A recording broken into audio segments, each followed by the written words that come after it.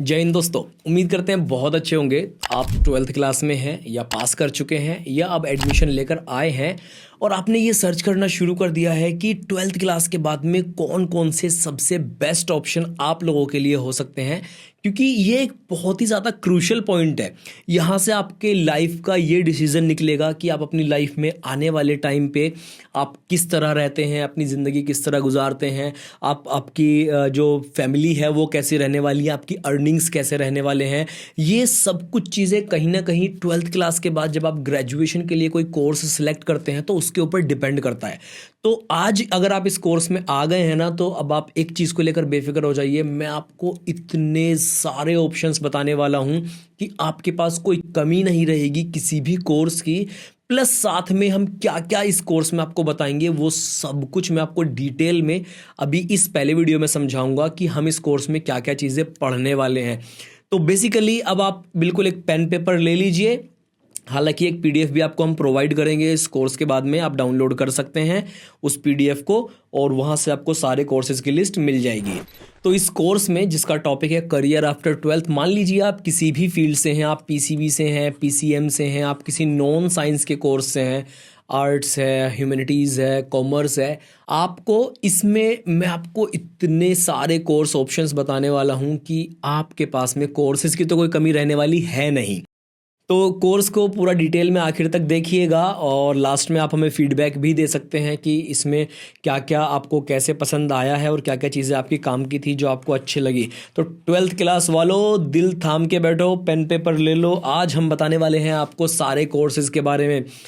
आपको इसमें मैं बताने वाला हूँ 500 से भी ज़्यादा कोर्सेज के बारे में जो कि रिलेटेड हैं पीसीबी फील्ड से, पीसीएम फील्ड से, आर्ट्स के फील्ड से, कॉमर्स के फील्ड से। और पूरा कोर्स हमारा क्या क्या कवर करेगा, कितने पॉइंट कवर करेगा वो मैं आपको बता देता हूँ। इतने कोर्स ऑप्शंस हैं, इतने इतने फील्ड्स के हैं, ह्यूमैनिटीज़ भी इसमें इंक्लूड होगा और नॉन साइंस के और भी बहुत सारे कोर्सेज हो सकते हैं।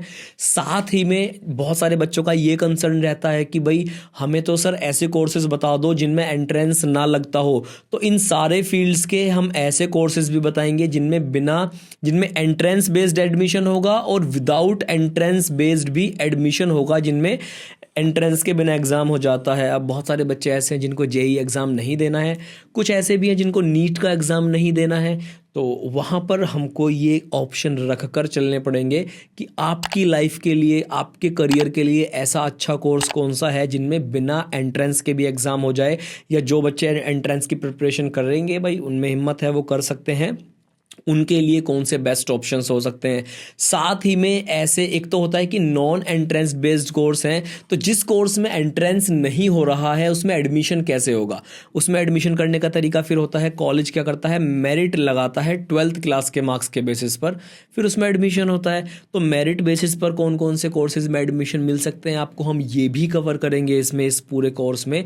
और जो साथ ही में हम बात करेंगे कुछ ऐसे कोर्सेज के बारे में जो थोड़े से आउटडेटेड हो गए हैं, तो हमने इनको लिखा है यहाँ पर ट्रेडिशनल कोर्सेज।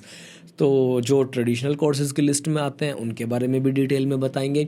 आफ्टर दैट एक तो ट्रेडिशनल हो गया, एक ऐसे कोर्सेज हो सकते हैं आप लोगों के लिए जो अभी के टाइम पर इमर्ज कर रहे हैं, इमर्जिंग कोर्सेज जिनका स्कोप फ्यूचर में बहुत अच्छा हो सकता है, जो आने वाले टाइम में अच्छे अर्निंग्स पोटेंशियल रख सकते हैं, वो कोर्सेज इमर्ज कर रहे हैं। उन सब के बारे में भी आपको मैं बताऊंगा इस कोर्स में। साथ ही में जो अपकमिंग कोर्सेज हैं, मान लीजिए आप 11th क्लास में हैं या 10th क्लास में हैं, या कोई पेरेंट्स हमारे इस कोर्स को परचेज करके देख रहे हैं, तो जो अपकमिंग कोर्सेज हैं जो इंडिया में आने वाले हैं या कुछ टाइम में लॉन्च हो सकते हैं, उन सब के बारे में भी डिटेल में बात करेंगे। साथ ही में हर एक कोर्स का एक्सप्लेनेशन, लाइक इस कोर्स में क्या चीज़ें कवर होती हैं, क्या क्या आपको पढ़ाया जाएगा उस कोर्स में, उसके सिलेबस के बारे में भी हम थोड़ा बात करेंगे कि मेजर सब्जेक्ट्स कौन कौन से हैं, किस तरह का सिलेबस है, ज़्यादा टफ तो नहीं है, ये आपको इस कोर्स में हम बताएंगे। साथ ही में किस कोर्स को करने के बाद में आपको कितना सैलरी मिल सकता है, थोड़े से उसके रेफरेंसेस भी आपको देंगे, क्योंकि आफ्टर ऑल कोई भी स्टूडेंट है, किसी भी कोर्स को करने के बाद में आपको अर्निंग्स करने हैं, आपको सैलरी अच्छी चाहिए या आपको बिजनेस करना है तो आपको अच्छे अर्निंग्स होने चाहिए। ये हर कोर्स के लिए बहुत ज़्यादा ज़रूरी है। इसके बाद में कोर्सेज को सिलेक्ट कैसे करना है। अब मान लो मैंने 500 कोर्स बता दिया आपको, सिलेक्ट कैसे करोगे? सेलेक्ट करना भी तो ज़रूरी है ना। किस कोर्स को सिलेक्ट करने के लिए क्या क्राइटेरिया होना चाहिए, आप किस बैकग्राउंड से आ रहे हैं, उसको सिलेक्ट करने के लिए आपको कितनी मेहनत करनी पड़ सकती है, कोर्स को सिलेक्ट करने के बाद क्या क्या आपके पास में स्ट्रगल करने पड़ सकते हैं। अच्छा, एक चीज़ और, मान लीजिए आपके पास में आपने कोर्स तो सिलेक्ट कर लिया, मेडिकल से रिलेटेड, इंजीनियरिंग से रिलेटेड, आर्ट्स कॉमर्स से रिलेटेड, कुछ भी कर लिया, स्किल्स आपके पास में नहीं है। हम अक्सर देखते हैं यूट्यूब, अच्छा क्या है, एक ट्रेंड चल रहा है कि आजकल जब हम कोई वीडियो देखते हैं काम का, तो उसका कमेंट सेक्शन भी खोल के देखते हैं कि लोगों ने कैसा फीडबैक दिया है। तो वहाँ पर जब कोई जॉब से रिलेटेड आप कोई वीडियो देखोगे ना, मेरे वीडियो भी उठा के देख लोगे आप यूट्यूब पर, तो बहुत सारे कमेंट्स ऐसे मिलेंगे कि इस कोर्स को मत करना, इसको करने के बाद 15,000 सैलरी मिलती है भाई साहब, सिर्फ इसको करने के बाद में 20,000 सैलरी मिलती है सिर्फ। क्यों नहीं मिलेगी 15,000 20,000 आपको? आपके पास में स्किल्स नहीं है। कौन उससे ज़्यादा आपको सैलरी देगा, कौन उससे ज़्यादा डिज़र्व करेगा कि जब आपको स्किल्स नहीं है? आप खुद डिज़र्व नहीं करेंगे अगर आपके पास में स्किल्स नहीं होंगी। तो स्किल्स सबसे अच्छी कौन सी हो सकती हैं और कैसे आप उन स्किल्स को गेन कर सकते हैं, इसके बारे में हम डिटेल में थोड़ा सा आज इस कोर्स में देखेंगे। प्लस देखो, आप मेरा यूट्यूब चैनल देखते हो, आपने यूट्यूब से देख के कोर्स परचेज़ किया है, कोर्स में आप आ गए हो, आपको थोड़ा सा मैं अपने बारे में भी बता दूं। My name is Farman, I am post graduate in microbiology, MSc in microbiology. I am a YouTuber, आपने देखा मेरा YouTube channel. I am a lecturer, मैंने नीट के स्टूडेंट्स को पढ़ाया है, मेरे पास अच्छा खासा एक्सपीरियंस है नीट के स्टूडेंट्स को पढ़ाने का। मैंने अनअकैडमी में पढ़ाया है, मैंने नून अकेडमी में पढ़ाया है, जो कि एक मिडिल ईस्ट का कंपनी है, मल्टीनेशनल कंपनी है। मैंने नोएडा में जॉब किए हैं, मैंने अपना खुद टीचिंग किया है अपने यूट्यूब के ऊपर, तो टीचिंग का बहुत अच्छा एक्सपीरियंस मुझे है। मैंने अपना यूट्यूब चैनल खुद से ग्रो किया है, कोई मेरे पास किसी का सपोर्ट नहीं था, तो मुझे उसका एक्सपीरियंस है। Plus I am a doctor to be, मैं कुछ टाइम पे डॉक्टर बन जाऊंगा, या हो सकता है कि अगर आप एक आध साल बाद इस कोर्स को देख रहे हों पब्लिश करने की डेट से, तो मैं डॉक्टर बन चुका हूँगा। Because I am pursuing BAMS, bachelor in Ayurvedic medicine and surgery. तो मेरे जितने पर्सनल एक्सपीरियंस हैं related to studies, related to jobs, related to career, students के लिए अच्छे फीडबैक, टिप्स, ट्रिक्स, आज के इस कोर्स में आपको मिलने वाले हैं। बिल्कुल इस एक डेस्टिनेशन पर आपको सब कुछ मिल जाएगा। तो पर्सनल एक्सपीरियंसेस मैं ट्राई करूंगा कि आपको रियल लाइफ एग्जांपल्स देके मैं समझा पाऊँ इन सभी चीज़ों को।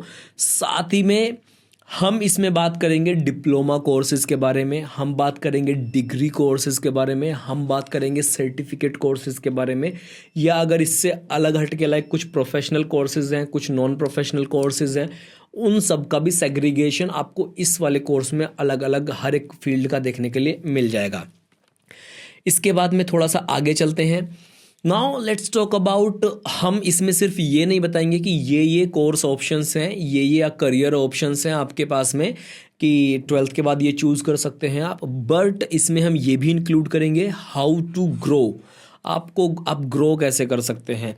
इसमें हम ये भी इंक्लूड करेंगे कि आपका टॉप मोस्ट पोजीशंस किस कोर्स को करने के बाद आपकी क्या हो सकती है, ताकि आप वही आपको डिसाइड करेगा ना कि आपकी सैलरी क्या है, आपकी फैमिली क्या है, आपका स्टेटस क्या है। बहुत सारी चीज़ें हैं, सोसाइटी आपको एक्सेप्ट करेगी नहीं करेगी, हालांकि इस चीज़ पे आपको बिल्कुल फोकस नहीं करना है कि सोसाइटी क्या कहती है।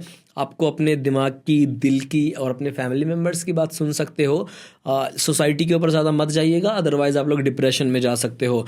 तो बिजनेस वर्सेस जॉब्स, हर एक कोर्स में क्या क्या अपॉर्चुनिटीज़ हो सकती है, इन दोनों से रिलेटेड, बिजनेस और जॉब से रिलेटेड, ये भी डिस्कस करेंगे। कितनी फ्लेक्सिबिलिटी स्टडी में आपको मिलती है। कुछ कोर्सेज ऐसे हैं कि भाई साहब आपको 75% 80% अटेंडेंस इज़ मैंडेटरी। कुछ कॉलेजेस और कोर्सेज ऐसे हैं जहां पर कॉलेज जाना मैंडेटरी ही नहीं है, उन सब चीज़ों के बारे में भी बताएंगे। जॉब्स और अपॉर्चुनिटीज़ कितने किस कोर्स में अवेलेबल हैं, एडमिशन प्रोसेस किस कोर्स का क्या क्या रहेगा, मोटा मोटा इसके बारे में भी लगे हाथों बात कर लेंगे। कॉलेजेस के बारे में भी थोड़ा थोड़ा बात करेंगे, किस कोर्स के लिए कौन सा अच्छा कॉलेज हो सकता है, लोकेशन वाइज कौन सी अच्छी जगह हो सकती है, कौन सा अच्छा इंस्टीट्यूट हो सकता है। Tips and tricks related to courses, studies, job options, career, अपना पर्सनल एक्सपीरियंस जैसा कि मैंने बताया था वो सब भी शेयर करेंगे। आपको किस कोर्स में कितना लोड झेलना पड़ेगा। 3 इडियट मूवी देखी है कि इधर प्रेशर नहीं, इधर प्रेशर लगने की वजह से वो जो स्टूडेंट था उसने वो मर गया। तो इतना ज़्यादा लोड आप सह पाएंगे कि नहीं सह पाएंगे, उसके हिसाब से भी बात करेंगे।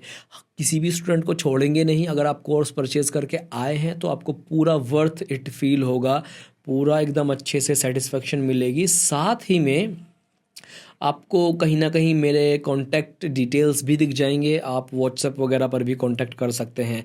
नाउ लेट्स टॉक अबाउट एक अगला पॉइंट कि किसी भी कोर्स को ज्वाइन करने के बाद आपका करियर पाथ क्या होना चाहिए, मोटा मोटा वो भी कवर करेंगे इसमें सारा कुछ। और भी बहुत सारी चीज़ें हैं जो इसमें हम कवर करने वाले हैं, तो कोर्स को आखिर तक ज़रूर देखिएगा, डिटेल में सब कुछ बताएंगे।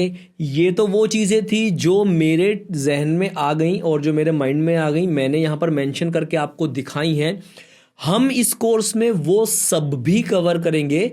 एग्जाम्पल के तौर पे आपको बता देता हूँ कि मान लीजिए हमें कोई एक चीज़ के बारे में, मैं आपको बता रहा हूँ एक कोर्स के बारे में, that course is related to nano technology. मान लो एक कोर्स है जो कि नैनो टेक्नोलॉजी के ऊपर बेस्ड है। अब नैनो टेक्नोलॉजी में कोई एक ऐसी चीज़ थी जो मैंने चीज़ें आपको यहाँ पर क्राइटेरिया बताया इनसे अलग है, तो हम उस चीज़ को यहाँ पर ऑन द स्पॉट कवर करेंगे नैनो टेक्नोलॉजी के कोर्स में। एंड ये बात सभी पर लागू होती है, हम इसको सभी जगह इसी तरह से कवर करके चलेंगे। जितने 500 प्लस कोर्सेज मैं आपको बताने वाला हूँ इस कोर्स में, मतलब 500 प्लस आपके पास डिग्री, डिप्लोमा, सर्टिफिकेट कोर्सेज के बारे में बताने वाला हूँ इस पूरे हमारे ओवरऑल एक पैकेज में। तो 500 से भी ज़्यादा हो जाएंगे, तो उन सब में हम इसी तरह से कवर करेंगे। कोई अगर ऐसी चीज़ है जो हमें कवर करनी चाहिए थी, वो सब कुछ आपको इसमें मिल जाएगी। चैप्टर्स अलग अलग हैं, वीडियोस अलग अलग हैं, आप अपने हिसाब से नेविगेट कर सकते हैं। अपने हिसाब से आप चाहो तो बायो के कोर्स देख सकते हैं, चाहो तो पीसीएम के कोर्स देख सकते हो, चाहो तो आर्ट्स के देख सकते हो, चाहो तो ह्यूमैनिटीज़ के देख सकते हो, टॉप इमर्जिंग कोर्सेज को देख सकते हो, टॉप अपकमिंग कोर्सेज को देख सकते हो। वो सब कुछ इस घंटे, जितने भी घंटे का ये कोर्सेज है हमारा, इसमें आपको देखने के लिए मिलेगा। तो ये इंट्रोडक्शन वीडियो था कि इसमें हम क्या क्या कवर करने वाले हैं। अब आप आगे बढ़ सकते हैं आपकी जर्नी में। आप PCB, PCM, arts, humanities, non science, science, upcoming, emerging सब कुछ एक्सप्लोर करिए और डिटेल में देखिए। आपको कुछ डाउट्स रहें, क्वेरीज रहें, आप हमसे व्हाट्सएप पे भी कनेक्ट कर सकते हैं। Details, contact details will try आपको जो है वो मिल जाएंगे। तो चलते हैं हमारे पास आगे के कोर्सेज में। दोस्तों, जब आप 12th क्लास पास करके आते हो ना, आपके पास में एक सबसे बड़ा कन्फ्यूजन ये भी होता है कि आपको करियर ऑप्शन कैसे सिलेक्ट करना है, क्योंकि बहुत सारे कोर्सेज हैं। लिटरली मैं आपको आज मतलब ये जो हमारा जितना भी पूरा ओवरऑल कोर्स है, इसी के अंदर मैं आपको 500 से ज़्यादा ऑप्शंस के बारे में बताने वाला हूँ। तो आपको सिलेक्ट कैसे करना है, क्योंकि 500 ऑप्शन जानना इम्पॉर्टेंट है, ठीक है, लेकिन उससे भी ज़्यादा इम्पॉर्टेंट ये है कि उसमें से आपको अपना कैसे सिलेक्ट करना है करियर ऑप्शन। कोई कोर्स या डिप्लोमा, डिग्री, यूजी कैसे सिलेक्ट करना है ताकि आप उसमें अपना करियर बना सको। तो इसके लिए कुछ पॉइंट्स को अपने ध्यान में रखना, अपने माइंड में रखना बहुत ज़्यादा इंपॉर्टेंट है। जैसे कि सबसे पहली चीज़ जो है कि आपको आपके इंटरेस्ट के बारे में पता होना चाहिए। अब क्या है, बहुत सारे स्टूडेंट्स ऐसे होते हैं कि जिनको ये ही नहीं पता है कि उनका क्या इंटरेस्ट है। वो physics, chemistry, bio, physics, chemistry, math, arts, commerce, humanities कुछ भी सिलेक्ट करके 12th क्लास में पढ़ के आ गए हैं। एक दोस्त ने कहा था कि मैं पीसीबी ले रहा हूं, तो दूसरे ने भी पीसीबी ले लिया, तीसरे ने भी पीसीबी ले लिया। एक ने कहा भाई अपने बस की नहीं है साइंस वगैरह पढ़ना, हम लेंगे आर्ट्स। एक ने भी आर्ट्स ले लिया, दूसरे ने भी ले लिया, तीसरे ने भी ले लिया। तो लोगों को इंटरेस्ट के बारे में ही नहीं मालूम है। तो आपको थोड़ा सा सेल्फ एनालिसिस करना है कि आपका इंटरेस्ट क्या है। 12th क्लास के बाद में अगर आप अपने दोस्त को देख के कोई किसी कोर्स को सिलेक्ट कर रहे हैं ना, तो ये एक बहुत बड़ी बेवकूफ़ी हो सकती है कि भाई उसका इंटरेस्ट उसमें था, वो उसमें आगे निकल जाएगा किसी भी कोर्स को, किसी भी करियर ऑप्शन में। आपने उसको देख के सिलेक्ट किया था, आपका इंटरेस्ट उसमें नहीं था, हो सकता है आप पीछे रह जाएं। तो ये चीज़ ध्यान में रखनी आपको बहुत ज़्यादा ज़रूरी है। तो आपको अपना थोड़ा सा सेल्फ एनालिसिस करना है, थोड़ा चिंतन करो, मंथन करो, कुछ करो यारो।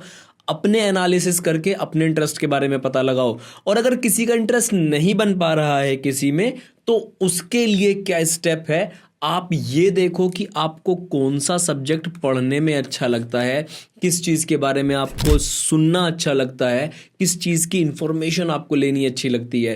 तो ये एक आपका पॉइंट रहेगा इंपॉर्टेंट इसमें कि आपको अपना करियर ऑप्शन कैसे सेलेक्ट करना है। उसके बाद में आपको क्या करना है, अलग अलग करियर ऑप्शंस जो अवेलेबल हैं उनके ऊपर रिसर्च करनी है। अब रिसर्च कैसे होगी? रिसर्च करने के बहुत सारे ऑप्शंस हैं, हम इस पूरे कोर्स में बता ही रहे हैं। ये पूरा रिसर्च करके ही बताया गया है, क्योंकि 500 कोर्स को ऐसे ही तो नहीं बता सकते। हमने इसके बारे में डिटेल्ड एनालिसिस किया है, बहुत टाइम लगाकर आप लोगों के लिए ये कोर्स बनाया है। तो आप इसका फ़ायदा उठा सकते हैं। सभी की लिस्ट बना लीजिए, पेन पेपर लेके बैठिए, जो अच्छे पॉइंट्स लेंगे उनको नोट डाउन करिए। तो रिसर्च हो गया, इंफॉर्मेशन आपने ले लिया हर एक कोर्स के बारे में।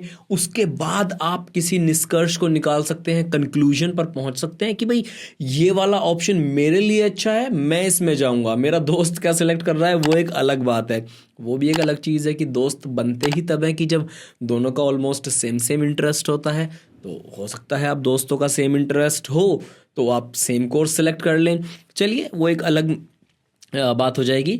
अब एक और ज़रूरी चीज़, किसी भी कोर्स को सिलेक्ट करने से पहले आपको क्या देखना है, किसी भी कोर्स का स्कोप और उसकी डिमांड अभी कितनी है वो मैटर नहीं करता, आने वाले 5 साल में कितनी होगी वो बहुत ज़्यादा मैटर करता है। रीज़न बताता हूँ आपको। अभी के टाइम पर जो चीज़ ट्रेंड में है, ये ज़रूरी नहीं है कि वो अब से 5 या 10 साल बाद जब आप पूरा कर चुके होगे अपना ग्रेजुएशन डिग्री, कि वो उस टाइम पर भी डिमांड में रहे। एग्जाम्पल एक छोटा सा देता हूँ। मान लीजिए आपने एक कोर्स किया था और कोर्स का नाम था क्या, कंटेंट राइटिंग। कंटेंट राइटिंग में आपने कोई क्या कर लिया, डिप्लोमा कर लिया, और या आपने क्या किया, कोई पूरा ग्रेजुएशन कर लिया कंटेंट राइटिंग के वे में। और अभी बहुत ज़्यादा उसका एक अच्छा स्कोप चल रहा था, जॉब्स वगैरह भी थे, सैलरी वगैरह भी थी। लेकिन मान लो आपने 3 साल तो उसका ग्रेजुएशन किया, 1 आध साल आपने इंटर्नशिप वगैरह किया, और उसके बाद में आप जॉब ढूंढने निकले, और तभी एंट्री हो जाती है किसकी, तभी तुरंत एकदम से एंट्री हो जाती है भैया चैट जीपीटी की, जिसको क्या बोलते हैं, open AI, chat GPT, artificial intelligence. अब जो कंटेंट राइटिंग था वो हम मानते हैं ह्यूमन सबसे सुपीरियर है, एआई भी जो है उसका तोड़ नहीं निकाल सकता। Human thinking, human brain, human intelligence वो सुपीरियर होता है, ठीक है, क्योंकि एआई तो इंसानों का ही बनाया हुआ है। लेकिन जो टास्क थे, मान लो मुझे एक टॉपिक के ऊपर स्क्रिप्ट चाहिए था, और टॉपिक था कि भाई अभी दुनिया भर में क्या ट्रेंड में चल रहा है, मेरे को उसके ऊपर 10 ट्रेंड चाहिए थे, उनके बारे में थोड़ा थोड़ा इन्फॉर्मेशन चाहिए था। अब से 5 साल पहले मैं क्या करता, अगर मुझे खुद मेहनत नहीं करनी थी तो मैं किसी को हायर करता और उससे ये काम करवाता। लेकिन अभी क्या है, चैट जीपीटी पे मुझे सिर्फ इतना लिखना है कि दुनिया भर में क्या ट्रेंड चल रहा है, 10 ट्रेंड्स के बारे में बताओ और उनके बारे में समराइज करके मेरे को बताओ। वो 1 मिनट नहीं लगाएगा, आपको बिल्कुल एकदम एक्यूरेट चीज़ें बताएगा।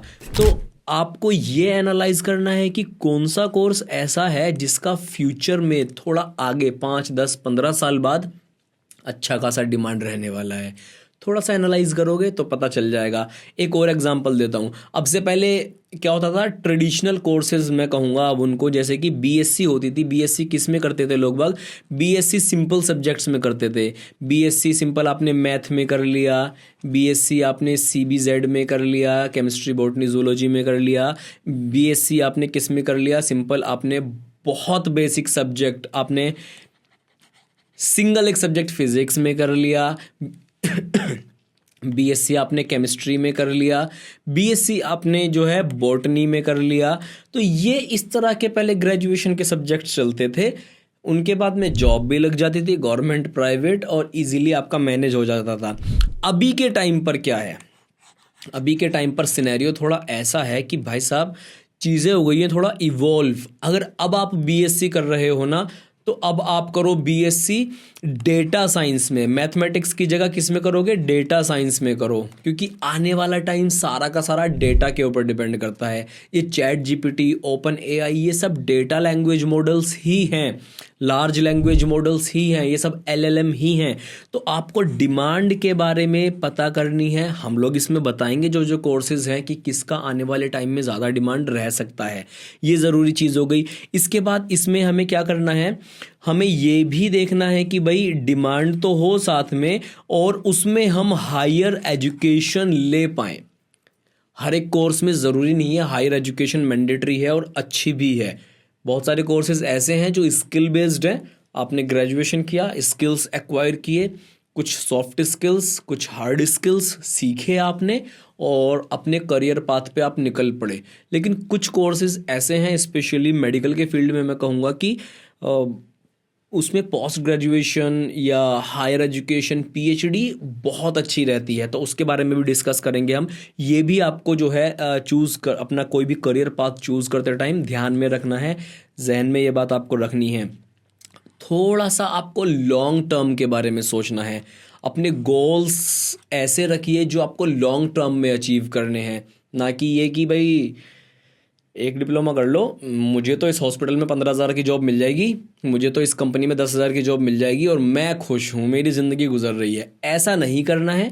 थोड़ा सा विजन आपको जो है वो अपना ब्रॉड करना है, आगे तक का सोचना है, दुनिया कैसे काम कर रही है इसके बारे में सोचना है, ना कि आपको एक पॉइंट पर अटक के रह जाना है।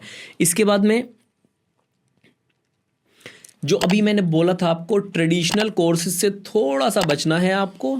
सिंपल जो पुराने टाइम पे, अब से 15-20 साल पहले जो कोर्सेज थे वो ऑप्ट नहीं करने हैं आपको। इसके बाद आपको एक और बहुत ज़्यादा ज़रूरी चीज़ है जो अब से पहले लोग नहीं बताते थे, अब से पहले लोग कंसीडर भी नहीं करते थे। उनको लगता था कि मैं एक फील्ड में हूँ, आई एम हैप्पी, मुझे दूसरे किसी चीज़ की ज़रूरत नहीं है। लेकिन यहाँ पर आपको क्या करना भाई साहब, आपको अपने आप को ओपन रखना है, अपने माइंड को ओपन रखना है। किस चीज़ के लिए, एक तो एडेप्टेशन के लिए और चेंज के लिए। एग्जाम्पल देता हूँ, अगेन आर्टिफिशियल इंटेलिजेंस। अगर आपने कंटेंट राइटिंग की जॉब की है और आप खुद को चेंज नहीं करना चाह रहे हो, चेंज किस वे में, अभी आ गया है आर्टिफिशियल इंटेलिजेंस। भाई साहब वो गलत कोई ईमेल भी लिखता है ना, वो एक सेकंड में उसको ठीक करके दे देता है। किसी को कंटेंट चाहिए वो उसको 10 सेकंड में मिल जाता है। किसी को पूरी एक बुक भी लिखवानी है ना, तो चैट जीपीटी उसको 1 मिनट में करके दे देगा, कोई बहुत बड़ी बात नहीं है। द थिंग इज, अब आपको चेंज अपने अंदर क्या लेके आना है। आप कंटेंट राइटिंग स्पेशलिस्ट हो, अब आपको एआई भी सीखना है कि आप अपने काम को कैसे ज़्यादा एफिशिएंट बना सकते हो, इवन यूजिंग आर्टिफिशियल इंटेलिजेंस। आपको चैट जीपीटी यूज़ करके कैसे अपने काम को अच्छा बनाना है, कैसे आप कम एफर्ट्स में ज़्यादा दे सकते हो। तो ये एक बहुत ज़्यादा ज़रूरी चीज़ है।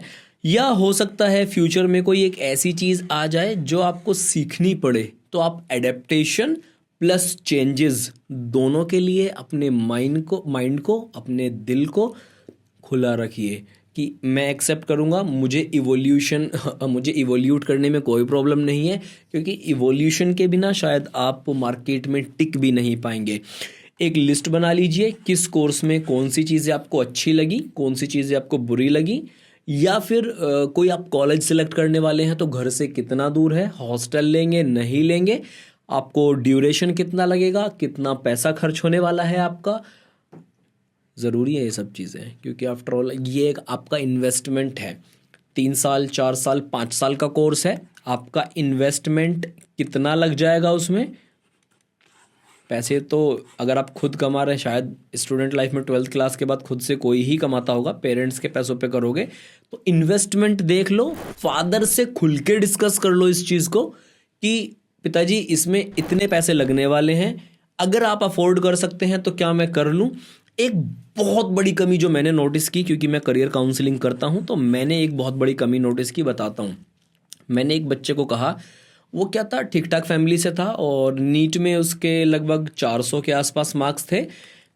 उसको गवर्नमेंट एमबीबीएस तो नहीं मिलना था, लेकिन उसको प्राइवेट अच्छा एमबीबीएस कॉलेज मिल सकता था। लेकिन प्राइवेट एमबीबीएस करने का आप मिनिमम से मिनिमम मान के चलो कि आपका 1 करोड़ रुपए का तो खर्चा आएगा ही आएगा।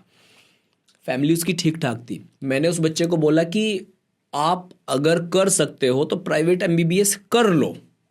उस बच्चे का रिप्लाई सुन के मैं शॉक्ड हो गया थोड़ा सा। उसने कहा कि मैं नहीं चाहता कि मेरे पापा के इतने पैसे खर्च हों। मैं कहा और पापा क्या चाहते हैं तुम्हारे? उसने कहा पापा ने तो बोला है कि बेटा आप कर लो। मैंने उसको प्यार से समझाया कि देखो भाई बात ऐसी है, अगर आपके फादर बोल रहे हैं कि आप कर लो, इसका मतलब ये है कि वो मैनेज कर लेंगे। उनके पास इतना या तो बजट है, सेविंग्स हैं, या जो भी है वो मैनेज कर लेंगे।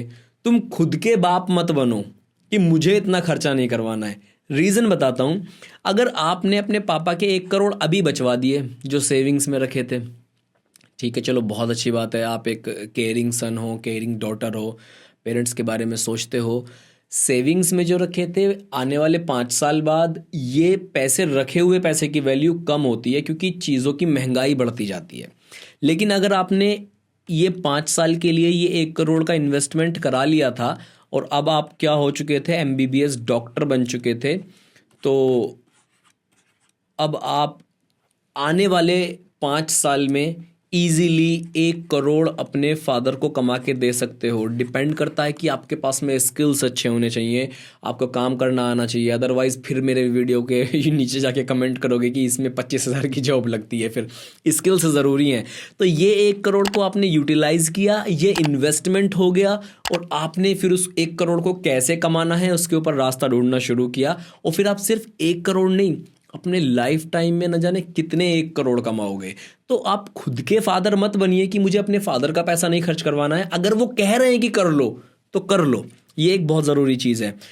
जल्दबाजी नहीं करनी है, बहुत ज़्यादा रश नहीं दिखाना है, एक्सपर्ट्स से बात करनी है और अपनी लिमिट्स को थोड़ा पुश करना है। बहुत सारे बच्चे ऐसे होते हैं कि डिप्रेशन में चले जाते हैं या डिप्रेस्ड फील करते हैं इस चीज़ को लेकर कि मैं इस कोर्स को कर पाऊंगा, मैं बीडीएस कर पाऊंगा, मैं आईआईटी जेई कर पाऊंगा, मैं बीटेक कर पाऊंगा कि नहीं कर पाऊंगा। थोड़ा सा अपने आप को ऐसा रखो कि मुझे मेहनत करनी है। इस दुनिया में फ्री में कुछ नहीं मिलता, इस दुनिया में बिना मेहनत के कुछ नहीं मिलता। आपको लड़ना पड़ेगा, संघर्ष करना पड़ेगा। तो थोड़ा सा अपने लिमिट्स को पुश करिए। ये कुछ चीज़ें थी जो आपको ध्यान में रखनी है, अपने माइंड में रखनी है किसी भी कोर्स को सिलेक्ट करने से पहले। तो दोस्तों सबसे पहले बात करते हैं हम हमारा नंबर 1 स्ट्रीम के बारे में। नंबर 1 स्ट्रीम से मेरा कोई ऐसा नहीं है कि ये टॉपर है। मेरा मतलब है कि हम उन कोर्सेज के बारे में बात करेंगे अभी आज के इस वीडियो में, इस वाले सेक्शन में, जो फिजिक्स, केमिस्ट्री, बायो इनको पास करके स्टूडेंट्स आए हुए हैं और अपना एक करियर बनाना चाहते हैं इन किसी कोर्सेज में। उस सब के बारे में हम डिटेल में बात करने वाले हैं, तो आखिर तक ज़रूर देखिएगा। तो ये हमारा स्ट्रीम नंबर 1 है पीसीबी। इसके बाद हम पीसीएम करेंगे, फिर हम उसके बाद में अलग से कोई आर्ट्स करेंगे, ह्यूमैनिटीज़ करेंगे, नॉन साइंस वाले सब्जेक्ट सारे कवर करेंगे हम इसमें। तो फिजिक्स, केमिस्ट्री, बायो से शुरू करते हैं। इस वाले सेक्शन में फिजिक्स, केमिस्ट्री, बायो में आपको 200 से भी ज़्यादा कोर्सेज़ के बारे में मैं बताने वाला हूँ। भाई साहब आपका दिमाग हिल जाएगा देखकर कि ऐसे ऐसे कोर्सेज भी अवेलेबल हैं। बिना किसी देरी के बात करते हैं। तो सबसे पहले अवेलेबल कोर्सेज के बारे में बात करेंगे, साथ ही में उनके कोर्स के हम ओवरव्यू के बारे में भी आपको बताते चलेंगे ताकि आपको कोई प्रॉब्लम ना हो। उसके अलावा जो हम और क्या बताएंगे आपको, उसके अलावा हम आपको बताएंगे entrance and non entrance based courses, इसी में एक ही चीज़ में। फिर उसके बाद में जो हम आपको बताते हुए चलेंगे वो सिलेबस का भी थोड़ा सा ओवरव्यू कि आपको क्या क्या चीज़ें पढ़ने के लिए मिलेंगी किस कोर्स में, ताकि आप फंस ना जाओ। भाई साहब एडमिशन लेके आपको केमिस्ट्री मिल रही है, आपकी तो लग जाएगी, तो ऐसा नहीं होने देंगे आपके साथ में। करियर पाथ के बारे में बात करेंगे, थोड़ा सा ओवरव्यू बता दूं। मान लीजिए बीएससी की है, बीएससी के बाद में आपको एमएससी करनी है, एमएससी के बाद पीएचडी करनी है, पीएचडी के बाद आप पोस्ट डॉक कर सकते हैं, उसके बाद आप जो है अपना जॉब कर सकते हैं। इस तरह का पूरा पाथ भी साथ के साथ जहाँ ज़रूरी होगा वहाँ समझाते चलेंगे। सैलरी रेफरेंसेस और मेरा क्या एक्सपीरियंस है, क्योंकि आई एम ऑल्सो फ्रॉम किस बैकग्राउंड से, PCB, फिजिक्स केमिस्ट्री बायो, तो यू कैन रिलेट अपने से कि यहाँ पर मेरा क्या एक्सपीरियंस था, मैंने कैसे कुछ चीज़ों को किया था, और भी बहुत कुछ इन सब चीज़ों के बारे में बात करेंगे। चलिए आगे चलते हैं, अब बात करते हैं PCB। देखिए फिजिक्स केमिस्ट्री के बारे में अगर हम बात करें तो 3 तरह के कोर्सेज हमारे पास में अवेलेबल होते हैं। सबसे पहला जो हमारे पास में कोर्स आता है दोस्तों वो आता है डिग्री कोर्स, और जो डिग्री कोर्स है, डिग्री कोर्स के बाद में हमारे पास में जो दूसरे नंबर का कोर्स आता है वो आता है डिप्लोमा कोर्स, और जो तीसरे नंबर के तीसरे तरह के कोर्सेज होते हैं वो होते हैं सर्टिफिकेट कोर्सेज। जो डिग्री कोर्सेज हैं उनका जो ड्यूरेशन है मेनली वो 3 से 5 साल के आसपास का हमें देखने के लिए मिलता है। 3 से 5 साल जो डिग्री कोर्स का ड्यूरेशन रहता है। जो डिप्लोमा है वो 2 से 3 साल के हो सकते हैं, 1 साल के भी हो सकते हैं, और जो सर्टिफिकेट है वो 1 महीना, 3 महीना, 6 महीना, 1 साल तक का, 2 साल तक का सर्टिफिकेट आपका कोर्स हो सकता है। So we are starting from the degree 1 degree courses के बारे में। इस अकेले डिग्री कोर्सेज में ही हम आपको 55 से ज़्यादा ऑप्शंस के बारे में बताने वाले हैं।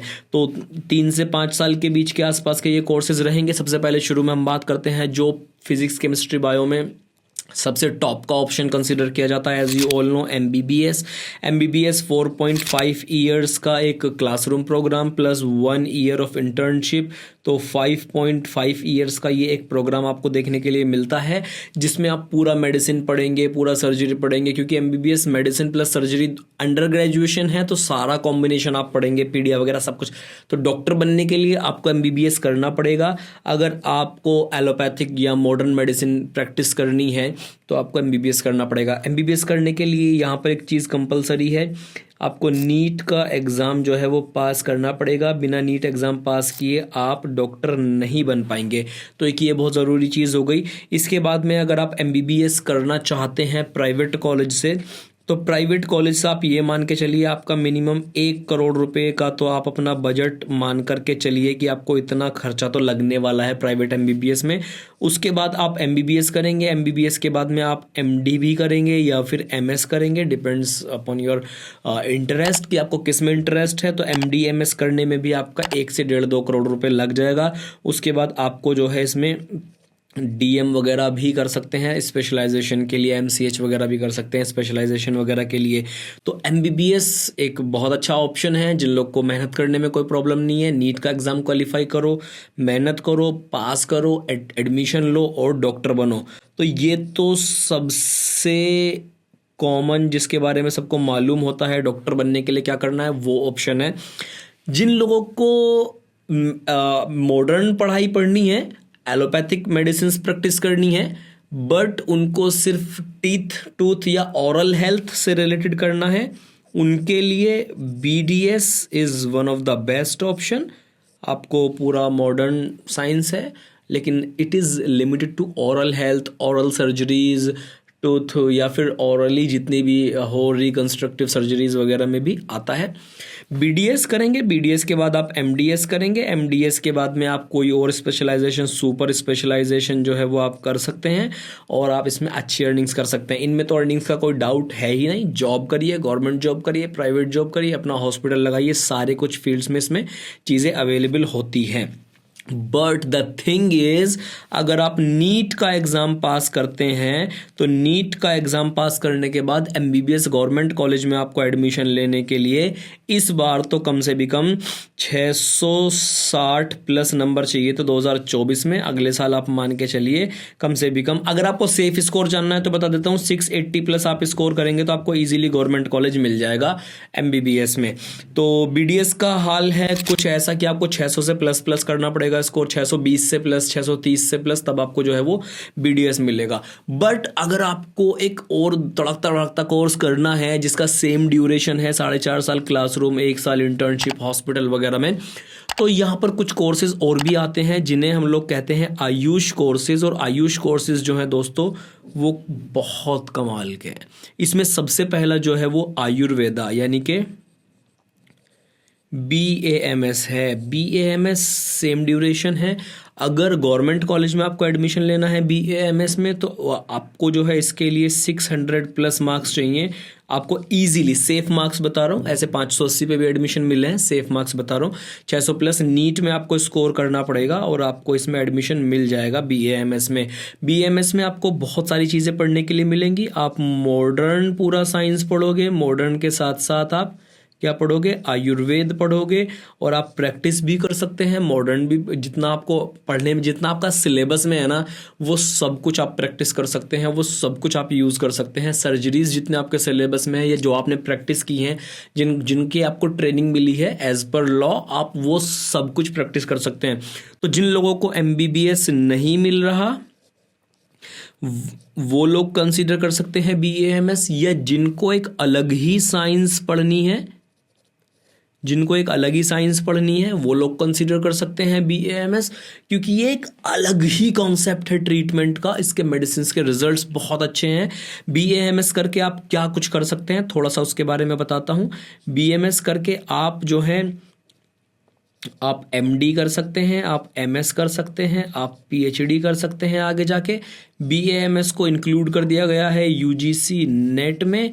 तो अगर आप UGC नेट क्वालिफाई कर लेते हैं BAMS MDMS करने के बाद, तो आपको PhD करने के लिए मिलेगी। साथ ही में स्टाइपेंड मिलेगा अप्रोक्स 45,000 पर मंथ, ये स्टाइपेंड है BAMS का। और इसके बाद में अगर आप असिस्टेंट प्रोफेसर लगना चाहते हैं तो UGC नेट का एग्ज़ाम क्वालिफाई करने के बाद में आप वो भी लग सकते हैं, उसमें भी आपको प्रॉब्लम नहीं आने वाली है। चलिए जी, अब एक और चीज़ के बारे में बताते हैं आपको। ये BAMS के ऊपर डिटेल में हमारे YouTube पर भी आपको बहुत सारे वीडियोस मिल जाएंगे। तो BAMS में अभी तक इन सारे आयुष कोर्सेज से MBBS के बाद में सबसे ज़्यादा करियर ऑप्शंस हैं। करियर, सैलरी, सब कुछ बेस्ट है। दुबई में क्लिनिक सेटअप कर सकते हैं। सिलेबस के बारे में आपको बताया मैंने, थोड़ा सा मॉडर्न भी पढ़ने के लिए मिलेगा, आयुर्वेद भी पढ़ने के लिए मिलेगा। सब्जेक्ट्स के बारे में थोड़ा सा बता देता हूँ, जैसे कि आप modern anatomy, modern physiology, Ayurvedic anatomy, Ayurvedic physiology, modern के कुछ और सब्जेक्ट्स बताता हूँ आपको। BAMS में जो आप यकीन नहीं करोगे सुन के, जैसे कि फॉरेंसिक साइंस है, वो आपको पढ़ने के लिए मिलेगा। आपको प्रिवेंटिव डिजीज़ जितनी होती है वो मिलेगा आपको। स्पोर्ट्स मेडिसिन, माइक्रोबायोलॉजी, फाइटोकेमिस्ट्री, सब कुछ है भाई साहब। Paedia, geria, gynae, ENT, everything is there in BAMS। तो one of the best option है अगर आप कंसिडर करना चाहते हैं तो। उसके बाद में है नेक्स्ट ऑप्शन इज़ BHMS। अब जिन लोगों को आयुर्वेद नहीं पसंद या हिंदी में पढ़ाई करना नहीं पसंद बिल्कुल भी, they can go for BHMS। BHMS again एक बहुत अच्छा ऑप्शन है। थोड़ा सा ये कमी है इसमें, आप MS जो है नहीं कर पाएंगे। आपको किस में संतुष्ट रहना पड़ेगा, आपको MD में संतुष्ट रहना पड़ेगा। तो MD करके अगेन बहुत सारे अच्छे ऑप्शंस हैं। आप विदेशों में भी जॉब कर सकते हैं, क्योंकि ये इंडियन पैथी नहीं है, ये विदेश से आई हुई एक मेडिसिन सिस्टम है। तो आप विदेशों में भी जॉब कर सकते हैं। विदेशों में क्या, आपको सिर्फ इतना आइडिया बता रहा हूँ कि कर सकते हैं। कब करेंगे, करने का टाइम आएगा BHMS के बाद में। तो MD कर सकते हैं। MD करने के बाद में आप अपना प्राइवेट जॉब करिए, गवर्नमेंट जॉब करिए, आप टीचिंग में जाइए, आप अपना क्लिनिक सेटअप करिए। तो सारे ऑप्शंस इसमें भी अवेलेबल हैं। BAMS के कंपैरिजन में थोड़े से कम है। सिलेबस वाइज अगर हम बात करेंगे तो सिलेबस वाइज इसमें आपको सारा कुछ मॉडर्न है, प्लस जो मेडिसिन है इसके स्पेसिफिकली वो आपको अलग से पढ़ने पड़ते हैं। साथ ही में बात करते हैं BUMS के बारे में। अब जिन लोगों को उर्दू आती है, थोड़ी बहुत अरेबिक्स भी आ जाएगी, हल्की फुल्की फारसी वगैरह भी आ जाएगी, उतना ज़्यादा नहीं आएगी। उर्दू आनी चाहिए आपको। BUMS उन लोगों के लिए है। तो स्पेशली मुस्लिम कैंडिडेट्स जो होते हैं या फिर जिन्होंने उर्दू पढ़ी होती है वो इसको प्रेफरेंस देते हैं। मेडिसिन इसके भी एक नंबर के हैं भाई साहब। दो चीज़ें सबसे बेस्ट, एक तो BAMS, एक BUMS। अगर आपको ज़्यादा ऑप्शंस चाहिए, क्योंकि पुराने टाइम पे ज़्यादातर लोग जो है BUMS को प्रेफरेंस देते थे, आयुर्वेद को कम करते थे। अभी आयुर्वेद का प्रेफरेंस थोड़ा ज़्यादा हो गया है और BUMS का थोड़ा सा कम हो गया है, लेकिन बहुत अच्छा है BUMS भी। कुछ सब्जेक्ट्स जो हैं वो अलग हैं, लेकिन मॉडर्न की चीज़ें भी आप इसमें ज़रूर से पढ़ते हैं। फिर एक कोर्स है जिसको हम लोग बोलते हैं क्या, BSMS। BSMS क्या है, ये है सिद्धा मेडिसिन एंड सर्जरी।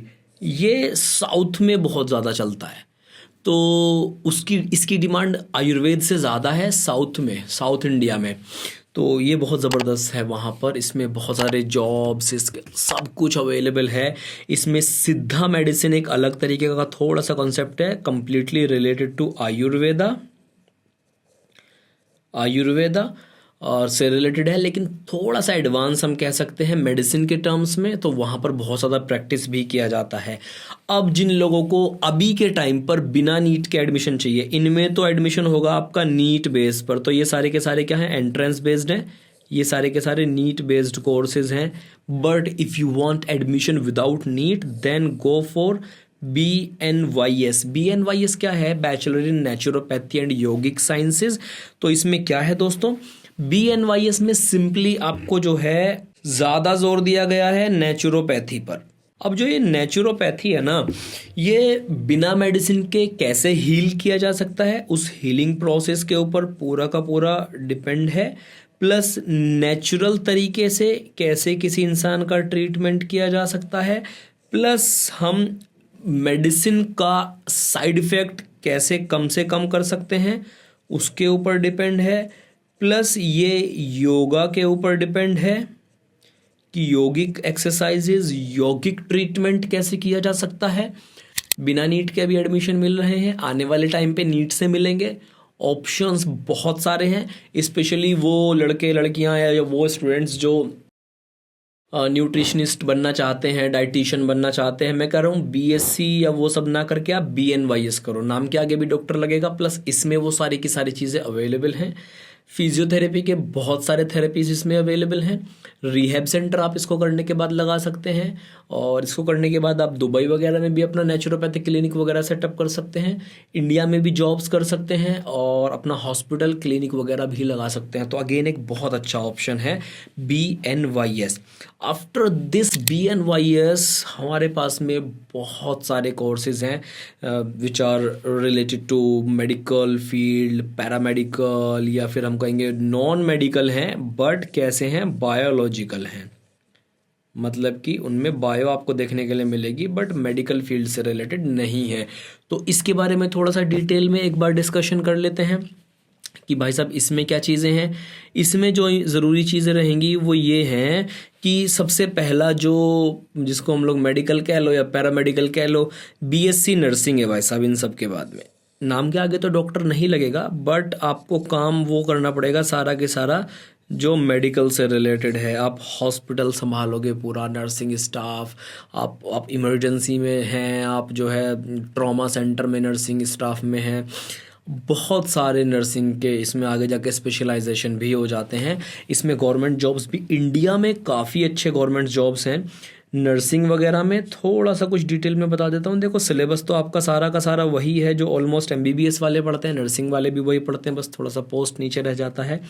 इसमें आपको गवर्नमेंट जॉब्स जैसे CHO वगैरह की पोस्ट निकलती है, कम्युनिटी हेल्थ ऑफिसर, ये सब कर सकते हैं आप। नर्सिंग ऑफिसर सिंपली कह लो, वो भी जॉब्स इसमें निकलती है, वो कर सकते हैं। प्राइवेट हॉस्पिटल्स में आप जॉब कर सकते हैं इसमें नर्सिंग करने के बाद में, ठीक है। आप नर्सिंग होम सेटअप कर सकते हैं, लेकिन उसके लिए आपको एक MBBS डॉक्टर वगैरह की ज़रूरत पड़ेगी, तो आपको उनके सिग्नेचर वगैरह परमिशन लेना पड़ेगा।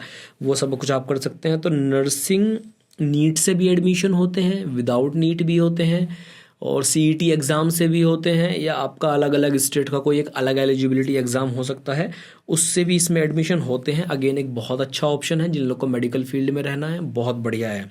इसके बाद में बात करते हैं दोस्तों एक और ऑप्शन के बारे में, that is BPT, bachelor in physiotherapy.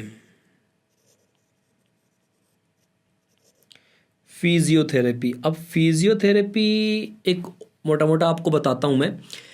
किसी को एक्सीडेंट हुआ, हड्डी टूट गई, ऑपरेशन हुआ, जोड़ दी गई हड्डी, लेकिन उसके बाद में उसकी थेरेपीज चल रही हैं ताकि वो जल्दी से ठीक हो जाए, रिकवर कर पाए, हीलिंग कर पाए। So that is related to physiotherapy. सिर्फ इतना ही नहीं है, बहुत वास्ट फील्ड है, बहुत सारी चीज़ें हैं, but completely related to therapy, completely related to therapy. तो जिन लोगों को अपना क्लिनिक चलाना है, फिजियोथेरेपी क्लिनिक चला सकते हैं, फिजियोथेरेपी हॉस्पिटल लगा सकते हैं, गवर्नमेंट जॉब, प्राइवेट जॉब, वो सब कर सकते हैं। इसमें भी सिलेबस में आपको बहुत सारी इंटरेस्टिंग चीज़ें देखने के लिए मिलेंगी। आप वो सारा कुछ भी पढ़ेंगे, ऑलमोस्ट जो MBBS वाले भी पढ़ते हैं, एडिशनल पढ़ेंगे, स्पेशली आप जो है थेरेपी से रिलेटेड सारी स्पेशल चीज़ें पढ़ेंगे। एक थोड़ा सा अलग फील्ड है, that is related to muscles and bones and overall human body. Rehabilitation rehab centre लगाने हो तो भी आप इसको कर सकते हैं। तो बीपीटी एक अच्छा ऑप्शन हो सकता है। इसके बाद में बात करते हैं थोड़ा सा बी फार्मा के बारे में। तो जिन स्टूडेंट्स को फार्मास्यूटिकल्स में जाना है, मेरी राइटिंग पे मत जाना, अपन भी डॉक्टर बनने वाले हैं, बीएमएस कर रहे हैं, तो राइटिंग ख़राब होनी तय है, इतना कुछ लिखने के लिए पड़ता है। तो फार्मास्यूटिकल में जिनको जाना है वो बी फार्मा कर सकते हैं। अब बी फार्मा एक मैं कहूँगा 4 साल का एक डिग्री कोर्स है, यूजी डिग्री कोर्स। उसके बाद 2 साल का आप जो है कोई 3 साल का एम फार्मा करोगे तो 6-7 साल आपको लग जाएंगे। I will recommend B pharma ना करके आप क्या करो, इसकी जगह आप क्या कर सकते हैं, फार्म डी कर सकते हैं। तो फार्म डी है डॉक्टर ऑफ फार्मेसी। ये 5 साल का एक यूजी पीजी इंटीग्रेटेड कोर्स है जिसमें पूरा बी फार्मेसी के सब कुछ चीज़ें हैं। नया कोर्स है, जॉब ऑप्शंस भी ज़्यादा हैं। इसे करने के बाद आप इवन नीट के स्टूडेंट्स को भी कोचिंग सेंटर्स वगैरह में पढ़ा सकते हैं। एलिजिबिलिटी आपकी रहेगी, ज़्यादा आप पढ़ोगे, अच्छे से प्रैक्टिस करोगे। इसे करके आप किसी सुपीरियर जो आपका सुपरवाइज़र डॉक्टर है उसकी देखरेख में आप मेडिसिन प्रिस्क्राइब भी कर सकते हैं। कुछ कंट्रीज़ में इसमें क्लिनिक लगाने की परमिशन भी है, इंडिया में अभी नहीं है, हो सकता है इन फ्यूचर आ जाए लेकिन अभी नहीं है। तो हॉस्पिटल्स में एज अ जूनियर डॉक्टर आप वर्क कर सकते हो। फार्म डी करके नाम के आगे भी डॉक्टर लगेगा फार्म डी में। ये बहुत बड़ा कंसर्न है कि स्टूडेंट्स का रहता है कि नाम के आगे किस में डॉक्टर लग रहा है। Pharm D doctor of pharmacy, नाम से ही डॉक्टर शुरू होता है तो आपके नाम के आगे भी लगेगा। तो अगेन जिन लोगों को फार्मास्यूटिकल फील्ड में जाना है, हॉस्पिटल में as a junior doctor job करनी है, उनके लिए ये एक वर्थ इट ऑप्शन रहने वाला है डॉक्टर ऑफ फार्मेसी, जिसको हम फार्म डी बोलते हैं। ये डिप्लोमा डी फार्म की बात नहीं कर रहा हूँ, pharm D doctor of pharmacy की बात कर रहा हूँ।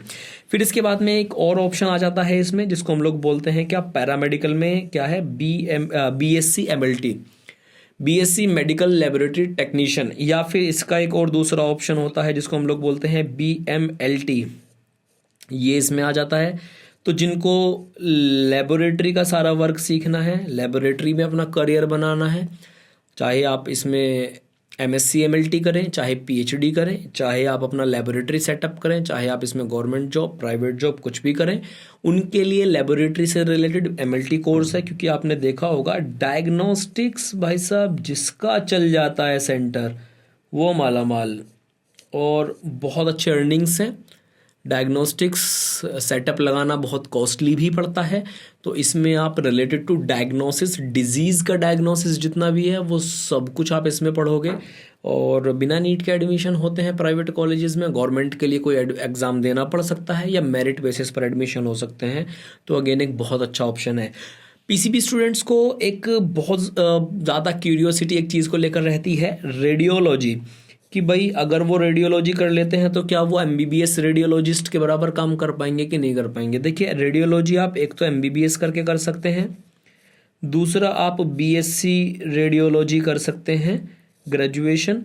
तो दोनों में फ़र्क है। एमबीबीएस करके आप अपना फुल फ्लैज डॉक्टर हो तो आप अपना रेडियोलॉजी सेंटर लगाओ, एक्सरे सेंटर लगाओ, यूएसजी सेंटर लगाओ, लेबोरेटरी लगाओ, कुछ भी लगाओ।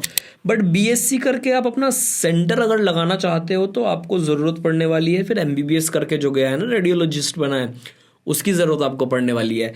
तो बीएससी करके आप नॉर्मल जो जॉब्स हैं वो टेक्नीशियन की जॉब्स कर सकते हो, सुपरवाइज़र की जॉब कर सकते हो, रेडियोलॉजी ऑफिसर वगैरह की जॉब कर सकते हो, आप अपना लैब सेटअप कर सकते हो। लेकिन आपको ज़रूरत पड़ेगी उसमें फिर एमबीबीएस रेडियोलॉजिस्ट वाले लाइसेंस की, आपको उससे टाई अप करना पड़ेगा। और जो सेटअप होता है रेडियोलॉजी वगैरह का, एक्सरे का, यूएसजी वगैरह का, इनमें से कुछ भी आ जाएगा, वो बहुत कॉस्टली होता है भाई साहब। तो ये सोच समझ के करना। पढ़ने के लिए बहुत कुछ है, जॉब्स भी अच्छे मिल जाते हैं, अवेलेबल भी होते हैं। तो ये थोड़ा सोच समझ के करना कि अगर आप अपना सेटअप लगाओगे तो बहुत कॉस्टली पड़ता है।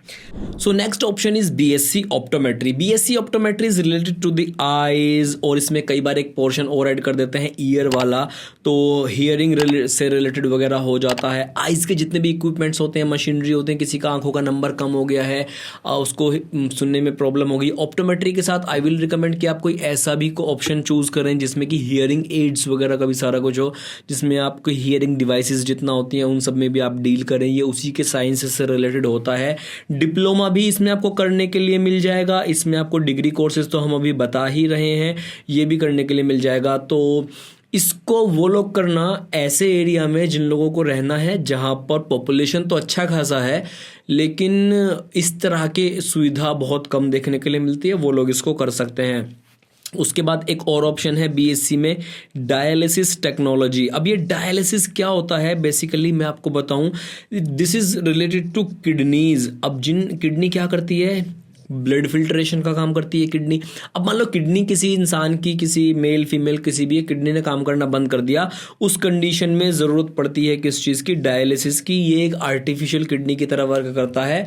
तो इसमें अगर आपको जॉब करनी है, डायलिसिस सेंटर लगाना है आपको, या फिर किसी डायलिसिस डिपार्टमेंट में आपको रिसर्च करनी है, तो आप बीएससी डायलिसिस टेक्नोलॉजी कर सकते हैं। ये एक अच्छा ऑप्शन आपके लिए रहने वाला है। ये कुछ स्पेशलाइज्ड ऑप्शंस हैं जो अभी आपके लिए बता रहा हूं मैं, रिलेटेड टू मेडिकल फील्ड है। इनमें आप रिसर्च भी कर सकते हैं, आगे जाके इनमें एमएससी कर सकते हैं, पीएचडी कर सकते हैं, बहुत सारे ऑप्शंस हैं। तो डायलिसिस टेक्नोलॉजी में जिन लोग को जाना है वो ये ऑप्शन जो है कंसीडर कर सकते हैं। एक और बहुत डिमांडिंग करियर एक और है जिसको हम लोग बोलते हैं anaesthesia, BSc in anaesthesia technology. अब इसमें क्या है, इसमें मैं आपको बताता हूं थोड़ा सा ओवरव्यू इस कोर्स के बारे में। मान लीजिए कोई एक ऑपरेशन होने वाला है, आपकी फैमिली में से कभी किसी न किसी का ऑपरेशन कुछ ना कुछ होता ही है, किसी न किसी के साथ कुछ परेशानी दिक्कत हो जाती है तो ऑपरेशन उनको करवाना पड़ता है। तो ऑपरेशन से पहले एनेस्थीसिया दिया जाता है। एनेस्थीसिया बेसिकली थोड़ा सा आपको बताऊं अगर आप नहीं समझते हैं, बेहोश करने की दवा, बेहोश करने की दवा।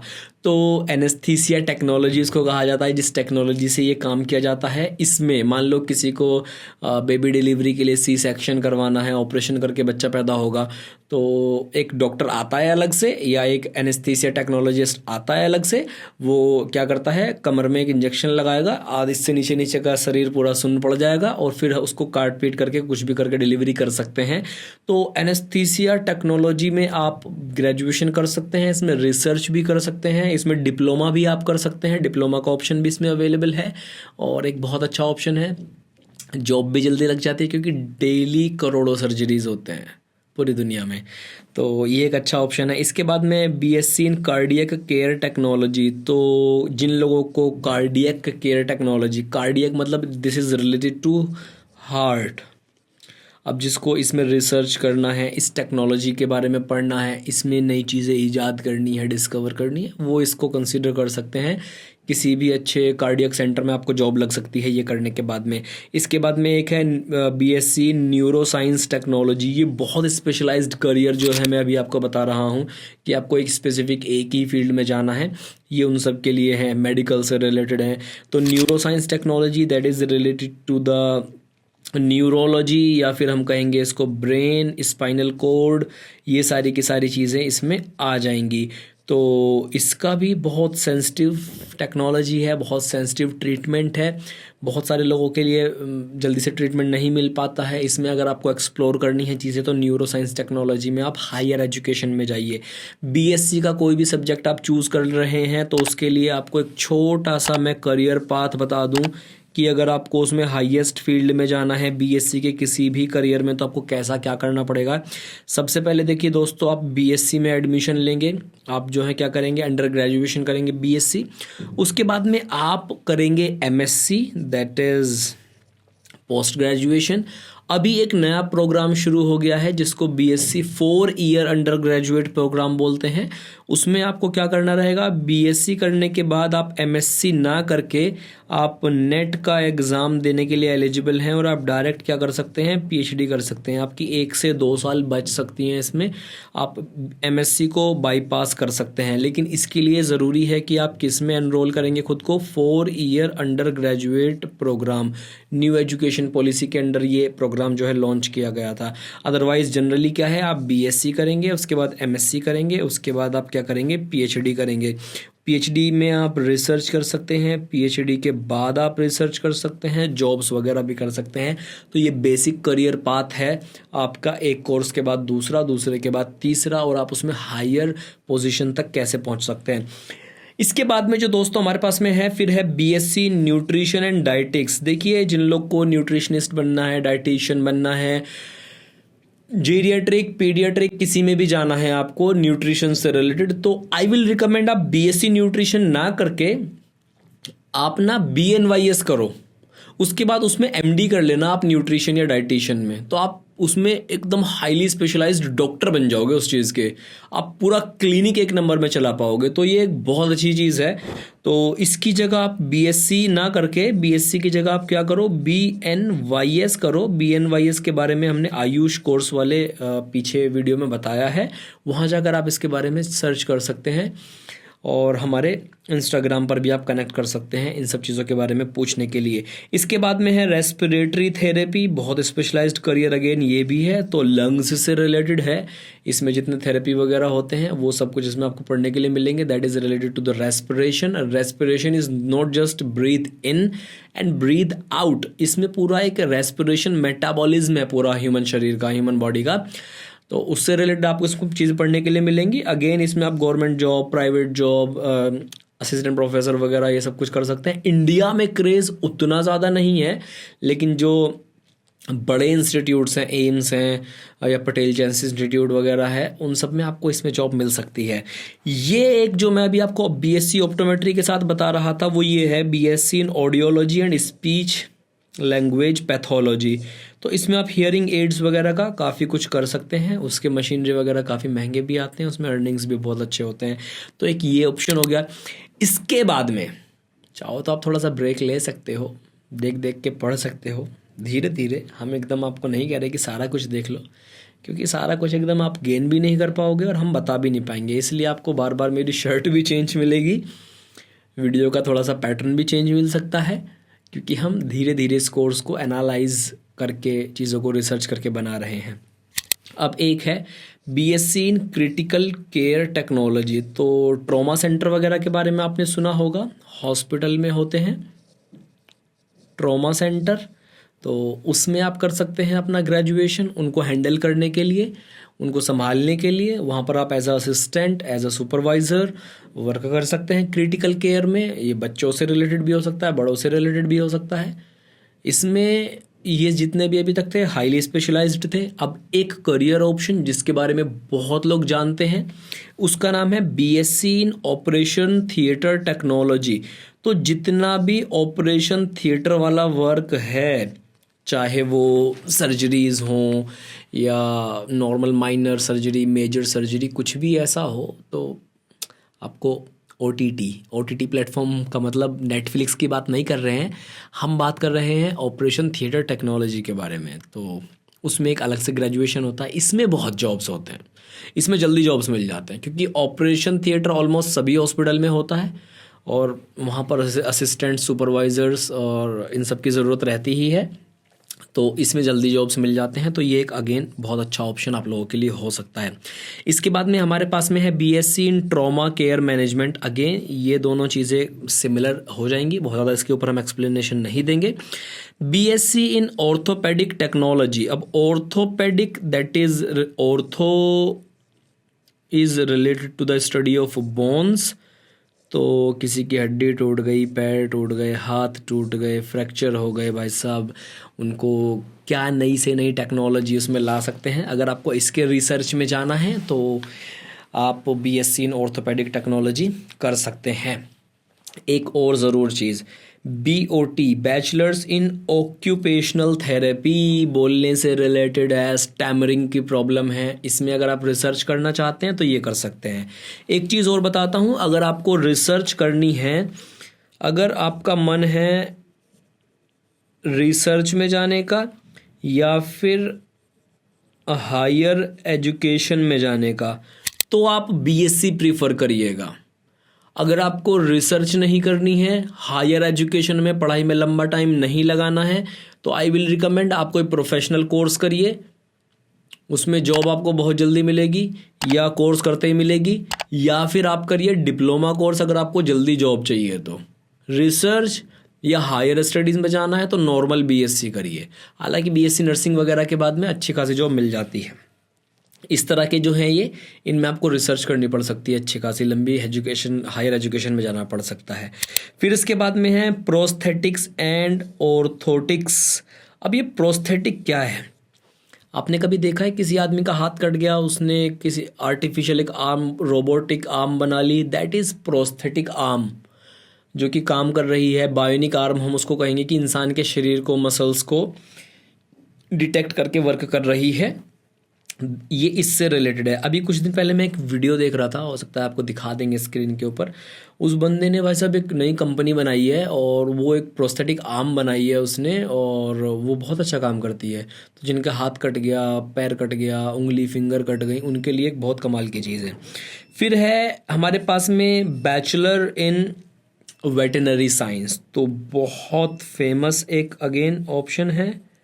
जिन लोग को MBBS नहीं मिलता गवर्नमेंट, वो चाहते हैं कि वेटनरी साइंस में हम चले जाएं, तो जिनको हम लोग बोलते हैं एनिमल डॉक्टर्स, उनके लिए, जिनको इसमें थोड़ा सा भी जानवरों से प्यार है, इंटरेस्ट है इस चीज़ में, आप कर सकते हैं। क्लिनिक लगाइए अपना, मस्त एकदम बढ़िया बनाइए किसी अच्छे से पॉश एरिया में, जहाँ लोग बहुत ज़्यादा पेट रखते हों या डॉग्स रखते हों, कैट रखते हों, कुछ भी रखते हों, बहुत बढ़िया चलता है, मज़ेदार। सिर्फ गाय भैंस का नहीं है इसमें डॉग, कैट्स, ये सब भी आते हैं। तो कुछ लोग ऐसे होते हैं, अपनी थिंकिंग ऐसी बना लेते हैं कि वेटनरी में करके तो हम शायद गाय के बच्चे पैदा कराते फिरेंगे।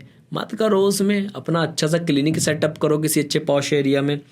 उसके बाद BSc इन स्पोर्ट्स मेडिसिन। आजकल स्पोर्ट्स का ज़माना है भाई साहब, और आपने देखा होगा कि बहुत सारे लोग ऐसे होते हैं कि एक शॉर्ट्स पहन के, जैसे किसी खिलाड़ी की चोट लगती है, भागे चले जाते हैं ग्राउंड में और उनको फटाफट से कोई स्प्रे लगाएंगे, दवाई देंगे, कुछ करेंगे। That is sports, right? सिर्फ उतना नहीं है, अगर आप उतना सोचते हो तो सिर्फ उतना नहीं है। स्पोर्ट्स मेडिसिन एक बहुत बड़ा फील्ड है, एक बहुत बड़ा फील्ड है। स्पोर्ट्स से रिलेटेड ये नहीं कि सिर्फ स्पोर्ट्स में है, कहीं पर भी इमरजेंसी में यूज़ हो सकता है। तो स्पोर्ट्स मेडिसिन एक बहुत अलग कॉन्सेप्ट है, बहुत अच्छी चीज़ है, इसमें आपको देखने के लिए मिलेंगी। इसके बारे में और बहुत ज़्यादा अगर आपको जानना है तो मैं बता दूं, मेडिसिन आप बहुत डिटेल में पढ़ने वाले हैं इसमें, बट थोड़ा सा कॉन्सेप्ट चेंज हो जाता है, इमरजेंसी की तरफ थोड़ा सा कॉन्सेप्ट चला जाता है कि इमरजेंसी में कैसे हम उसको आराम दे सकें, उसके ऊपर स्पोर्ट्स मेडिसिन बेस्ड है पूरा का पूरा। इसके बाद में नेक्स्ट इज़, अब हमारे पास में जो कोर्स आते हैं ये थोड़े से नॉन मेडिकल हैं, but completely heavily related to biological subject हैं और रिसर्च के सब्जेक्ट हैं, दबा के रिसर्च के सब्जेक्ट हैं। जैसे कि इसमें हमारे पास में सबसे ज़्यादा आता है BSc in genetics.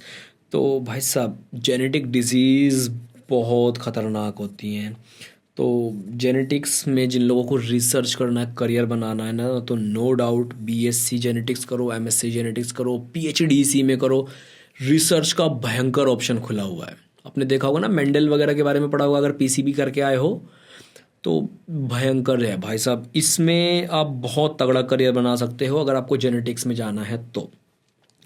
BSc in biomedical, अब कुछ कोर्सेज हैं, एक तो बायोमेडिकल है, एक आपका ये है माइक्रोबायोलॉजी है, और आपका एक बायोटेक्नोलॉजी है।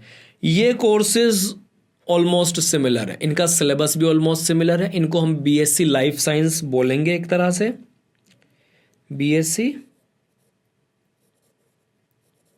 Life science. तो बायोमेडिकल, माइक्रोबायोलॉजी, बायोटेक्नोलॉजी, इनमें क्या है, आपको 14-15 सब्जेक्ट, 20 सब्जेक्ट के आसपास पढ़ने के लिए मिलेंगे। उसमें आपको बॉटनी भी पढ़ेंगे, जूलॉजी भी पढ़ेंगे, माइक्रोबायोलॉजी भी पढ़ेंगे, बायोटेक्नोलॉजी भी पढ़ेंगे, सभी में कोई भी किसी भी कोर्स में चले जाओ, जेनेटिक्स भी पढ़ोगे, इम्यूनोलॉजी भी पढ़ोगे, फूड टेक भी पढ़ोगे, आप इंडस्ट्रियल टेक भी पढ़ोगे, आप इसमें इस तरह की जितनी भी चीज़, एनाटॉमी भी पढ़ोगे, फिजियोलॉजी भी पढ़ोगे, आप इसमें ये सब नैनो टेक्नोलॉजी भी पढ़ोगे, सब कुछ पढ़ोगे। उसको करने के बाद आप इसमें जेनेटिक्स के रिसर्च में भी जा सकते हैं, फॉरेंसिक रिसर्च में भी जा सकते हैं, बायोटेक रिसर्च में भी जा सकते हैं, माइक्रो रिसर्च में भी जा सकते हैं, आप इसमें क्लिनिकल रिसर्च में भी जा सकते हैं। तो ये एक वास्ट सब्जेक्ट है, नाम ऑलमोस्ट सिमिलर है, सिलेबस भी ऑलमोस्ट सिमिलर है, इनके जॉब्स एंड स्कोप भी सिमिलर है। मैं रिकमेंड करूंगा आप ये वाले कोर्स ना करके आप BAMS कर लो, आपको जल्दी जॉब मिल जाएगी, डॉक्टर बन जाओगे। इनका बहुत लंबा करियर पाथ है, स्पेशली BSc वाले सब्जेक्ट जितने हैं, बायोमेडिकल है, माइक्रो है, बायोटेक है। तो माइक्रो बहुत फेमस है लेकिन जॉब्स बहुत कम है, बायोटेक बहुत फेमस है, जॉब बहुत कम है, लाइफ साइंस बहुत फेमस है, जॉब बहुत कम है, सेम गोज विद बायोमेडिकल। तो स्ट्रगल ज़्यादा है, सैलरी कम है, तो आई विल नॉट रिकमेंड कि अभी के टाइम पर आप इनको चूज़ करो। अगर चूज़ कर रहे हो तो ध्यान में रखना कि आपको रिसर्च में जाना है तो करना, हायर स्टडीज़ में जाना है तो करना, पेशेंस आपके अंदर है तो आप करना। तो ये हो गया। इसके बाद एनवायरमेंटल हेल्थ साइंस, तो एनवायरनमेंट से रिलेटेड जिनको स्टडी करनी है इसमें अच्छा स्कोप हो सकता है, क्योंकि आज के टाइम पर environment, weather conditions, global warming और क्लाइमेट कंट्रोल ये एक तरह से बहुत ज़्यादा हॉट टॉपिक है। बट आई विल रिकमेंड ये अगर आप कर रहे हो तो किसी अच्छे यूनिवर्सिटी से करना, क्योंकि छोटे यूनिवर्सिटी से करके आपको जॉब मिल जाए इसकी गारंटी कहीं पर भी नहीं है। इसके बाद में है फॉरेंसिक साइंस, तो forensic science all related to diagnosis या फिर related to scene controls, crime controls, या फिर रिलेटेड टू मान लीजिए किसी ने कहीं एक मर्डर हो गया, वहाँ पर एक दो लोगों का खून अलग मिला है लेकिन डेड बॉडी एक मिली है, तो उसको कैसे जांच करेंगे। This is not only related to crime scene detection but is this but अगर BAMS में आप ये करते हो ना, फॉरेंसिक साइंस में स्पेशलाइजेशन, BAMS के बाद में आयुर्वेदा के बाद में उसमें भी अवेलेबल है ये कोर्स। तो आप जितने भी टॉक्सिक मटीरियल्स होते हैं, जहर होते हैं, विष होते हैं, उन सब पे रिसर्च कर सकते हो, स्टडी कर सकते हो। ये एक बहुत वास्ट फील्ड है और इंटरेस्टिंग है, जिनको रिसर्च करनी है उनके लिए बहुत ज़्यादा अच्छी चीज़ें इसमें मिलेगी आपको। इसके बाद है इम्यूनोलॉजी, ह्यूमन इम्यून सिस्टम से जिन लोग को पढ़ाई करनी है, रिसर्च करनी है, वो इसमें जाओ। बायोकेमिस्ट्री, जिन लोगों को अगेन मेडिसिन फॉर्मुलेशन वगैरह में जाना है, जिन लोगों को लेक्चर वगैरह करने हैं, असिस्टेंट प्रोफेसर बनना है, उनके लिए बहुत अच्छा है। बायोकेमिस्ट्री करने के बाद में आपको केमिकल इंडस्ट्री में एक बहुत बड़ा फील्ड मिल जाता है जॉब्स करने के लिए, क्योंकि केमिकल्स तो आज के टाइम पर अगर केमिकल्स ना हो तो कुछ भी नहीं हो पाएगा। तो बायोकेमिस्ट्री करने के बाद या केमिस्ट्री करने के बाद आपको इंडस्ट्रियल जॉब्स बहुत मिल जाएंगे। क्लिनिकल रिसर्च अगेन एक बहुत अच्छा ऑप्शन है। आप इनमें से कोई भी कोर्स करके आप क्लिनिकल रिसर्च जो है वो इसमें जा सकते हो, इसमें रिसर्च वगैरह कर सकते हो। इसमें विदेश में, अब्रॉड में, इंडिया से करने के बाद में बहुत अच्छे जॉब ऑप्शंस भी मिल जाते हैं। इसके बाद में बात करते हैं दोस्तों अगेन एक नए सेक्शन के बारे में। BSc है फार्माकोलॉजी, इससे अच्छा है आप फार्म डी कर लो। इसके बारे में हम डिटेल में इसलिए नहीं बताएंगे क्योंकि एक अच्छे ऑप्शन के बारे में ऑलरेडी बता चुके हैं। BSc न्यूरो साइंस, तो हम न्यूरोलॉजी के बारे में बता चुके हैं, इसलिए इसे भी कंसीडर हम यहाँ नहीं करेंगे। हेल्थ इन्फॉर्मेटिक्स ये कर सकते हैं आप, इसमें हेल्थ से रिलेटेड जितना भी डेटा होता है उसकी प्रोसेसिंग है और उस डेटा के ऊपर हम कैसे पब्लिक हेल्थ को मैनेज कर सकते हैं, वो एक बहुत अच्छा ऑप्शन है। तो हेल्थ इन्फॉर्मेटिक्स में आप जा सकते हो। इसी के अलावा आप किस में जा सकते हो, इसके अलावा एक ऑप्शन और होता है पब्लिक हेल्थ। पब्लिक हेल्थ में आप जा सकते हो, पब्लिक हेल्थ में आप रिसर्च कर सकते हो। BPH, bachelor in public health. Medical imaging technology, हम इसमें रेडियोलॉजी बात कर चुके हैं, वही सारा सिमिलर चीज़ें आ जाएंगी। पैलिएटिव केयर एक इसमें ऑप्शन है, इसके बारे में मैं आपको, चलो एक काम करते हैं, थोड़ा सा होमवर्क भी देता हूँ आपको। गूगल पे जाओ, इसके बारे में सर्च करो कि पैलिएटिव केयर टेक्नोलॉजी आखिर है क्या। अब एक और है molecular medicine. Molecular medicine is highly specialised medical career, हम कहेंगे एक तरह से कि मॉलिक्यूल जानते होंगे ना क्या होता है। मॉलिक्यूलर लेवल पर जो मेडिसिन प्रिपरेशन, एक अभी बहुत नई चीज़ है, बहुत ज़्यादा पुरानी नहीं है, ये कैसे काम करता है उसके रिसर्च में आप जा सकते हैं। लेकिन अगेन बहुत ज़्यादा रिसर्च ओरिएंटेड कोर्स है, आपको अगर इसमें जाना है तो करियर बना सकते हैं इसमें। इसके बाद में है कैंसर केयर टेक्नोलॉजी और क्लिनिकल साइकोलॉजी। जो इसके बारे में, साइकोलॉजी के बारे में तो आप जानते हैं। अगर आपको साइकोलॉजिकल क्लिनिक लगाना है, जो कि डिप्रेस्ड लोग हैं या जिनको साइकोलॉजिकल कोई प्रॉब्लम है, उनकी आपको थेरेपी करनी है, उनका ट्रीटमेंट करना है, तो आप क्लिनिकल साइकोलॉजी कर सकते हैं। कैंसर रिसर्च में जाना है तो आपको BSc in cancer research technology में आप जा सकते हैं। अगेन एक बहुत ही ज़्यादा, ये क्या है, एक हॉट टॉपिक है, लेकिन आपको अच्छा इंस्टीट्यूट इन सब के लिए ढूंढना पड़ेगा। इसके बाद में बात करते हैं हम डर्मेटोलॉजी बीएससी, जिनको रिलेटेड टू स्किन से रिलेटेड स्टडी करनी है, बालों से रिलेटेड पढ़ाई करनी है, उसमें रिसर्च में जाना है, वो बीएससी करें। उसके बाद फोरेंसिक ओडोंटोलॉजी, इसको भी आपको एक होमवर्क देते हैं जो थोड़ा सा नया वर्ड है, कुछ तो तुम भी सीखोगे, सभी कुछ मैं बताऊंगा क्या। स्पोर्ट्स साइकोलॉजी, इसको यहाँ से हटाएंगे क्योंकि बीएससी इन साइकोलॉजी सेम काम करेगा। रिहैबिलिटेशन साइंस, ये एक सही है। रिहैब सेंटर अगर आपको लगाना है, एब्रॉड में लगाना है, और योगा आप इसमें योगा वगैरह काफ़ी पढ़ेंगे, तो उन लोग के लिए रिहैब साइंस वगैरह काफ़ी सही रहता है। किसी भी चीज़ का हीलिंग प्रोसेस नेचुरल क्या होना चाहिए, उसको फास्ट कैसे कर सकते हैं। अगर आपने एक मूवी देखी होगी, दिलजीत दोसांझ की एक मूवी आई थी, उसकी कमर में गोली लग जाती है, वो एक स्पोर्ट्स उसमें दिखाया, हॉकी प्लेयर दिखाया है, उसकी पीठ में गोली लग जाती है, उसका आधा हिस्सा नीचे का क्या हो जाता है, लकवा मार जाता है, या हम कहेंगे कि वो पैरालाइज्ड हो जाता है, लेकिन वो बाद में रिहैब सेंटर जाता है इंडिया से कहीं बाहर, और फिर ठीक होके वापस लौटता है। तो रिहैबिलिटेशन साइंस कैसे काम करती है, इसमें बहुत सारे कुछ ऑप्शंस हैं, इसको आप कंसीडर कर सकते हैं। फिर है पब्लिक हेल्थ नर्सिंग, मैंने बताया था पब्लिक हेल्थ में आप ग्रेजुएशन कर सकते हैं, आज के टाइम पर अच्छा है, आने वाले टाइम में इसका स्कोप बढ़ने वाला है। पब्लिक हेल्थ में वर्ल्ड हेल्थ ऑर्गेनाइजेशन WHO वगैरह में अच्छे खासे जॉब्स वगैरह इसके आते हैं। फिर है एंडोक्राइनोलॉजी, ग्लैंड्स से रिलेटेड है, जिनको रिसर्च में जाना है वो इसको कर सकते हैं, हाईली स्पेशलाइज्ड करियर है, मेडिकल से रिलेटेड काफ़ी कुछ पढ़ना पड़ेगा। ऑडियोलॉजी, जिनको सिर्फ स्पीच थेरेपी करनी है, स्पीच से रिलेटेड रिसर्च करनी है, ऑडियोलॉजी, वो इसमें जाइए। इसके बाद में ऑक्यूपेशनल हेल्थ एंड सेफ्टी, तो अगेन ये भी इससे रिलेटेड कुछ थोड़ी बहुत चीज़ें आ जाती हैं। इसके बाद में हम बात करते हैं, हमारे पास में बायो स्टैटिस्टिक्स है। बायो स्टैटिस्टिक्स मैं बता दूं, statistics completely related to data science. तो डेटा के ऊपर आज के टाइम पूरी दुनिया चल रही है, चाहे वो चैट जीपीटी हो, डेटा बेस्ड है, कोई भी AI हो, डेटा बेस्ड है। तो बायो से रिलेटेड आप स्टैटिस्टिक्स में जाओगे तो मेडिकल फील्ड के रिसर्च में जितना भी रिलेटेड इंपॉर्टेंट डेटा है, जेनेटिक डेटा हो या पब्लिक हेल्थ डेटा हो, उस पर आप बहुत ज़्यादा वर्क करोगे। इसमें जॉब्स प्राइवेट सेक्टर में तो मत ही ढूंढना, रिसर्च में जॉब ढूंढना, आप चाहे प्राइवेट हो चाहे गवर्नमेंट हो, तो आपको ज़्यादा मिलेगी। अगेन सेम बायो इन्फॉर्मेटिक्स, इस बायो स्टैटिस्टिक्स बेसिकली क्या है, ग्राफिकल डेटा, और इन्फॉर्मेटिक्स आपका डेटा कलेक्शन बेसिकली ये है, कहीं ना कहीं रिलेटेड फील्ड है, लेकिन अलग अलग कोर्स ऑप्शन है। आप माइक्रोबायोलॉजी करोगे तो आप बायो स्टैट भी पढ़ोगे, बायो इन्फॉर्मेटिक्स भी पढ़ोगे। इसके बाद में BSc CBZ एक ट्रेडिशनल कोर्स है, हमने शुरू में बात की थी कि ट्रेडिशनल कोर्सेज के बारे में भी बात करेंगे। तो आज के टाइम पे आई विल नॉट रिकमेंड कि आप इन कोर्सेज को करो। अगर आपको ये करना है तो आप सिंपली मान के चलो, आप BSc के बाद में आप क्या करने वाले हैं, अपने नेट एग्ज़ाम की तैयारी करने वाले हैं, आप JRF देंगे, आप PhD करेंगे, आपको उसी फील्ड में जाना है। उसके बाद में एक और ऑप्शन है जियोलॉजी, BSc इन जियोलॉजी। तो ये एक हम कहेंगे क्या है, ये अर्थ साइंस है।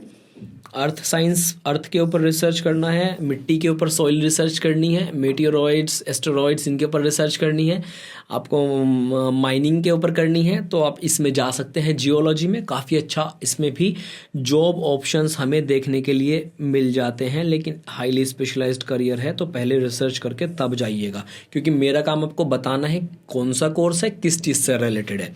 मरीन बायोलॉजी अगेन एक अच्छा ऑप्शन है, तो related to ocean biology, related to sea sculptures, sea creatures, sea biology, समुद्र के अंदर जितने जीव जंतु हैं उनकी बायोलॉजी से रिलेटेड है।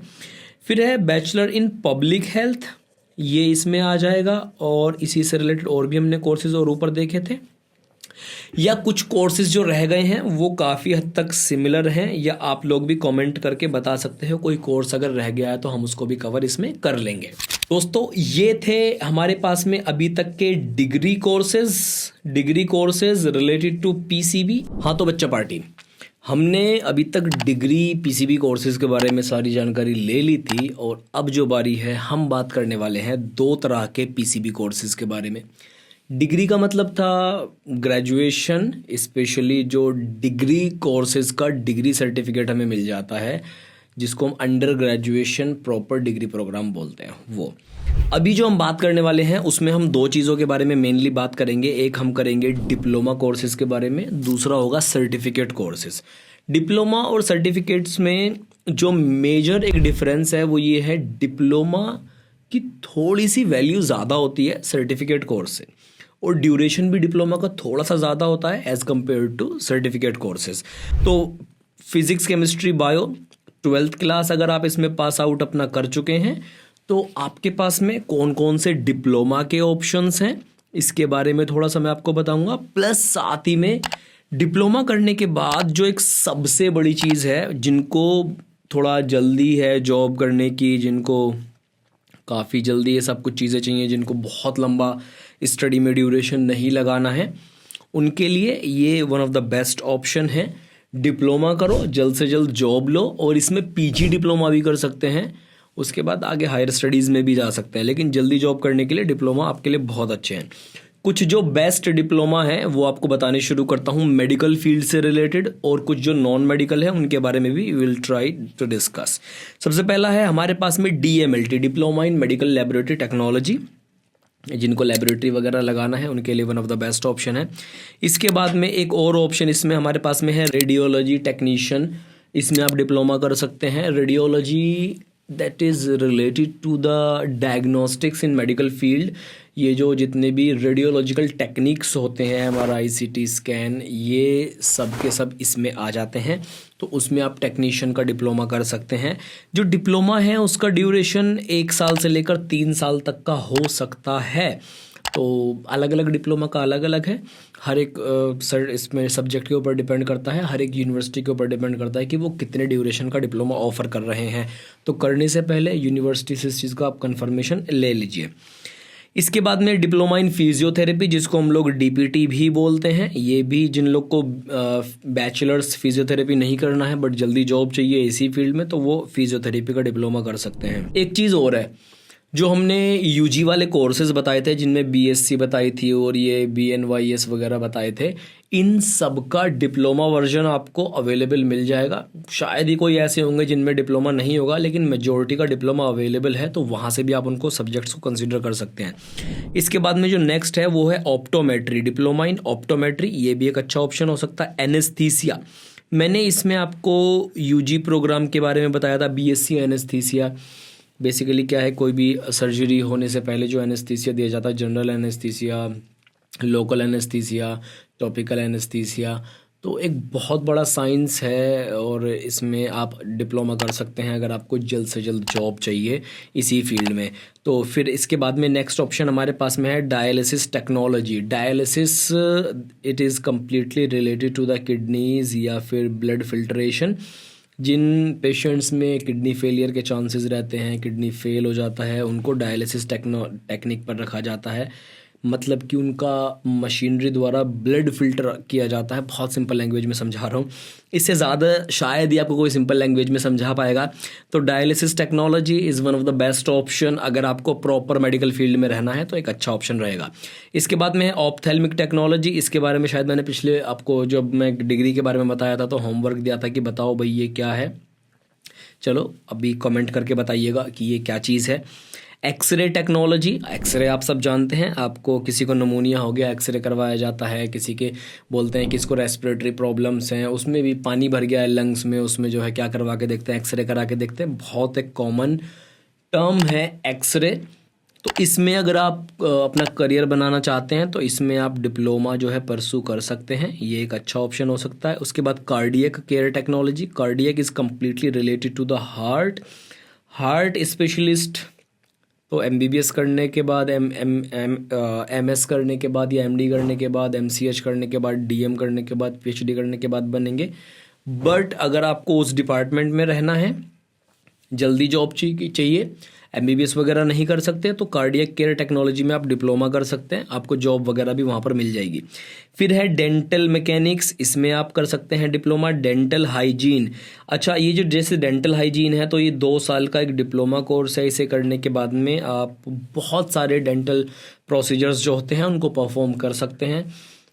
एज अ डेंटल असिस्टेंट आप वर्क कर सकते हैं बड़े जो डेंटल क्लिनिक्स होते हैं उनमें भी। और कुछ लोग क्या करते हैं, डेंटल हाइजीन का डिप्लोमा किया और अपना क्लिनिक खोल लिया, और अगर क्लिनिक पे सब कुछ करना है आपको तो किसी बीडीएस वाले का आपने डिग्री कॉन्ट्रैक्ट बेसिस पर ले लिया और अब अपना क्लिनिक पूरा अच्छे से चला सकते हो। इसके बाद में जो नेक्स्ट ऑप्शन हमारे पास में है वो है ENT, eye nose and throat technology.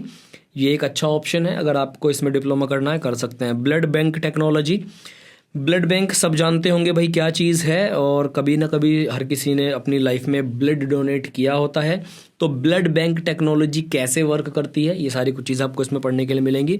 इसके बाद में है हमारे पास में इमरजेंसी मेडिकल टेक्नोलॉजी, आज के टाइम पर काफ़ी बूस्ट कर रहा है ये करियर।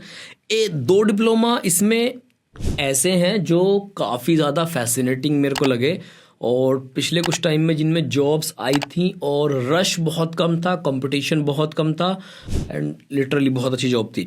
ये थे 2 डिप्लोमा, एक है होम्योपैथी फार्मेसी और दूसरा है आयुर्वेदिक फार्मेसी। इनमें अभी कुछ टाइम पहले दिल्ली में जॉब आए हुए थे और 70-80,000 जो है सैलरी थी होम्योपैथी फार्मासिस्ट की, आयुर्वेदिक फार्मासिस्ट की। तो ये एक अच्छा ऑप्शन है। आने वाले टाइम में ये वाले जो कोर्सेज हैं ये बूस्ट करेंगे, ठंडे तो नहीं पड़ने वाले हैं, बूस्ट ही करेंगे। तो बहुत अच्छा ऑप्शन है, कंसिडर कर सकते हैं। इसके बाद में है कम्युनिटी हेल्थ डिप्लोमा कर सकते हैं, जैसे कि पब्लिक हेल्थ में ग्रेजुएशन कोर्स मैंने बताया था, ऐसे ही कम्युनिटी हेल्थ में आप डिप्लोमा कर सकते हैं। इसका ये जो मैं अभी ऑप्शंस बता रहा हूँ ना आपको, ये मैं इस तरह से बता रहा हूँ कि आपको ज़्यादा से ज़्यादा ऑप्शंस के बारे में पता लग जाए। इनके बारे में डिटेल में जानने के लिए ना या तो आप कमेंट करो, जिस सब्जेक्ट के बारे में सबसे ज़्यादा कमेंट आएगा उसके ऊपर हम वीडियो बनाएंगे और डिटेल में बनाएंगे, और अदरवाइज़ आप इंस्टाग्राम वगैरह पे भी कनेक्ट कर सकते हो ज़्यादा जानकारी के लिए।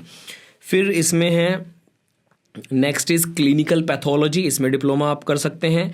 पैलिएटिव केयर, चलो एक और होमवर्क आप लोगों के लिए हो गया कि भाई इसके बारे में आपको बताना है कमेंट करके कि पैलिएटिव केयर किस चीज़ से रिलेटेड है। फिर है नियोनेटल केयर, नियोनेटल मतलब कि जो जो नए नवजात शिशु, जो नए पैदा हुए बच्चे हैं बिल्कुल एकदम से, उनका केयर मैनेजमेंट कैसे होता है उसमें डिप्लोमा कर सकते हो। नर्सिंग होता है इसका भी एक। इसके बाद में क्या है, न्यूट्रिशन एंड डाइटिक्स, ये एक बहुत ज़्यादा डिमांड में पिछले कुछ टाइम में ये एक डिप्लोमा रहा है। तो आपको बता दूं, अगर आपको डाइटिशियन बनना है, न्यूट्रिशनिस्ट बनना है तो one of the best option है। इससे अच्छा मैंने आप लोगों के लिए एक ऑप्शन बताया था कि अगर आपको न्यूट्रिशन या डाइटिशियन बनना है तो आप ये ना करके आप क्या करो, BNYS करो, आपके नाम के आगे भी डॉक्टर चलेगा, न्यूट्रिशनिस्ट डाइटिशियन आप बन सकते हो, ज़्यादा ऑप्शन है। एज अ जनरल फिजिशियन भी आप उसमें वर्क कर सकते हो। फिर एक ऑप्शन है हमारे पास में मेडिकल रिकॉर्ड टेक्नोलॉजी, बहुत सारे इसमें ऑप्शंस हैं मेडिकल रिकॉर्ड टेक्नोलॉजी में। इसको करने के बाद में आप बेसिकली जो मेडिकली रिकॉर्ड्स कैसे प्रिजर्व किए जाते हैं, डेटा कैसे प्रोसेस किया जाता है, मेडिकली डेटा कैसे प्रोसेस किया जाता है, उसमें ये सारा कुछ आ जाएगा। After that we have forensic medicine, तो फॉरेंसिक मेडिसिन में आप डिप्लोमा कर सकते हैं। ये कुछ ऐसे डिप्लोमा हैं जो इंडिया में आपको शायद जनरली ना मिले, आपको highly specialized institute, medical institute वगैरह में सर्च करना पड़ेगा तब मिलेगा, लेकिन ये ऐसे डिप्लोमा करने के बाद में आपको जॉब जल्दी मिल जाएगी अगर किसी स्पेशलिटी इंस्टीट्यूट से आप करते हैं।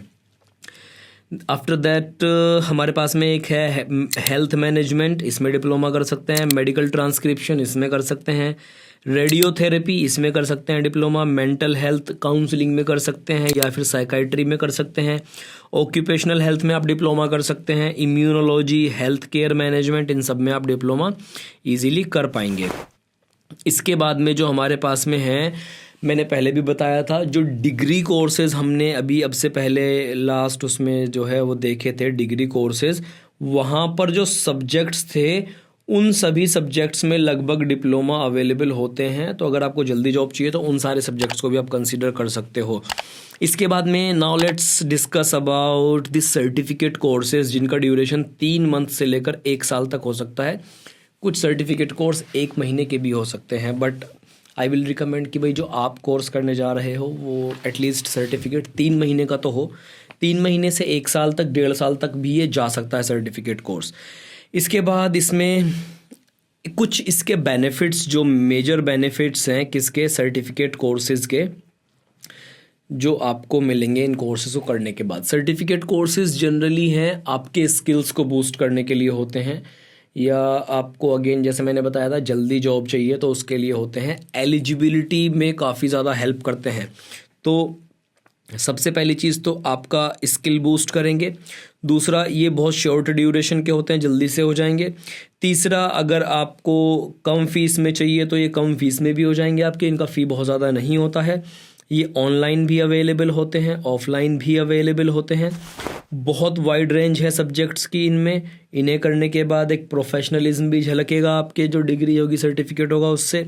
और जो इनकी एलिजिबिलिटी है वो 12th के बाद भी हो सकती है, ग्रेजुएशन के बाद भी हो सकती है, पोस्ट ग्रेजुएशन के बाद भी हो सकती है, कुछ एक्सपीरियंस बेसिस पर भी हो सकती है। आप जॉब करते हैं, आपको प्रमोशन चाहिए तो आपको नई स्किल ऐड करनी पड़ेगी, नई एलिजिबिलिटी बनानी पड़ेगी। उसके लिए भी जो है ये काफ़ी अच्छे रहते हैं सर्टिफिकेट कोर्सेज। सैलरी आपको बढ़ानी है तो भी आपकी, भाई अब मैंने तो क्या कर लिया, एक नया स्किल कोर्स किया है, मुझे अब मैं ज़्यादा डिज़र्व करता हूँ तो मुझे ज़्यादा सैलरी मिलना चाहिए, ये वाली चीज़ हो गई। इसके बाद में अब मैं आपको बताता हूँ कि सर्टिफिकेट कोर्सेज आखिर होते कौन कौन से हैं। इसमें दोस्तों सबसे पहली चीज़ जो हम बात करने वाले हैं that is certificate in nutrition and child care. एक हो गया सर्टिफिकेट इन फैमिली एजुकेशन। दूसरा हो गया certificate in laboratory technology training. एक हो गया डेंटल असिस्टेंट, ये भी एक सर्टिफिकेट कोर्स हो गया। ईसीजी टेक्नोलॉजी, ईसीजी के बारे में जानते हैं आप, जो हार्ट से रिलेटेड होता है कि मर जाता है तो एकदम लाइन सीधी हो जाती है, वो बहुत बड़ा नॉलेज का कुआं है वो एकदम से, जो उसकी रिपोर्ट वगैरह आती है, बहुत ज़बरदस्त चीज़ है, इसमें कर सकते हैं।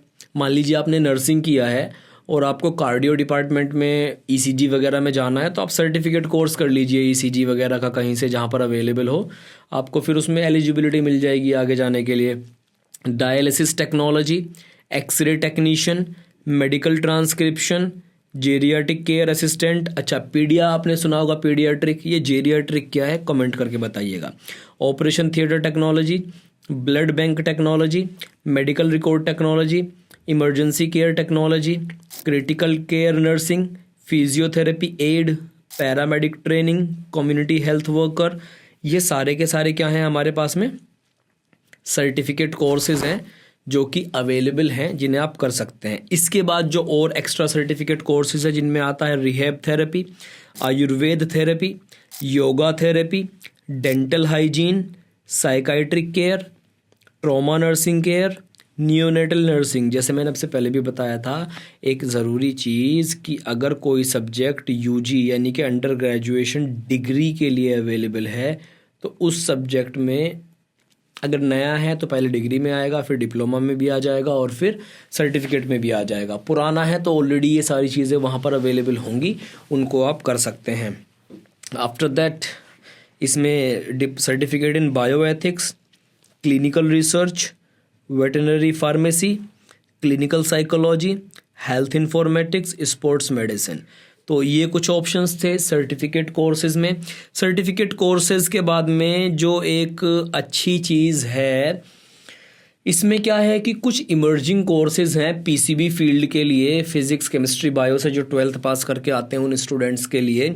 इसमें मैं आपको बताता हूँ कुछ स्पेशलाइज्ड और इमर्जिंग मेडिकल कोर्सेज जो कि आने वाले टाइम में अच्छे हो सकते हैं। अभी तो कुछ कोर्सेज का स्कोप कम है लेकिन आने वाले टाइम में अच्छे हो सकते हैं, या आउट ऑफ इंडिया अगर आप उन कोर्सेज में जाते हैं तो अच्छा आपको इसमें स्कोप करियर देखने के लिए मिलेगा।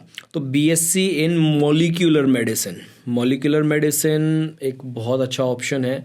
इंडिया में स्कोप कम है इन कोर्सेज का जो मैं बताऊंगा, क्योंकि इंडिया में ये जो पॉलिटिकल कल्चर है ना, इस चीज़ की वजह से हमारा इस तरह का जो इंफ्रास्ट्रक्चर है उस पर बहुत फ़र्क पड़ता है।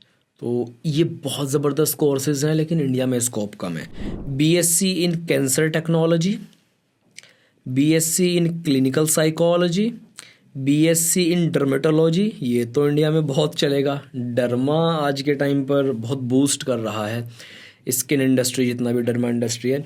BSc in sports physiology, BSc in rehabilitation science, rehab centres अगर जिनको लगाने हैं। पब्लिक हेल्थ में आप ग्रेजुएशन कर सकते हो, ये एक बहुत अच्छा ऑप्शन है। इसके बाद में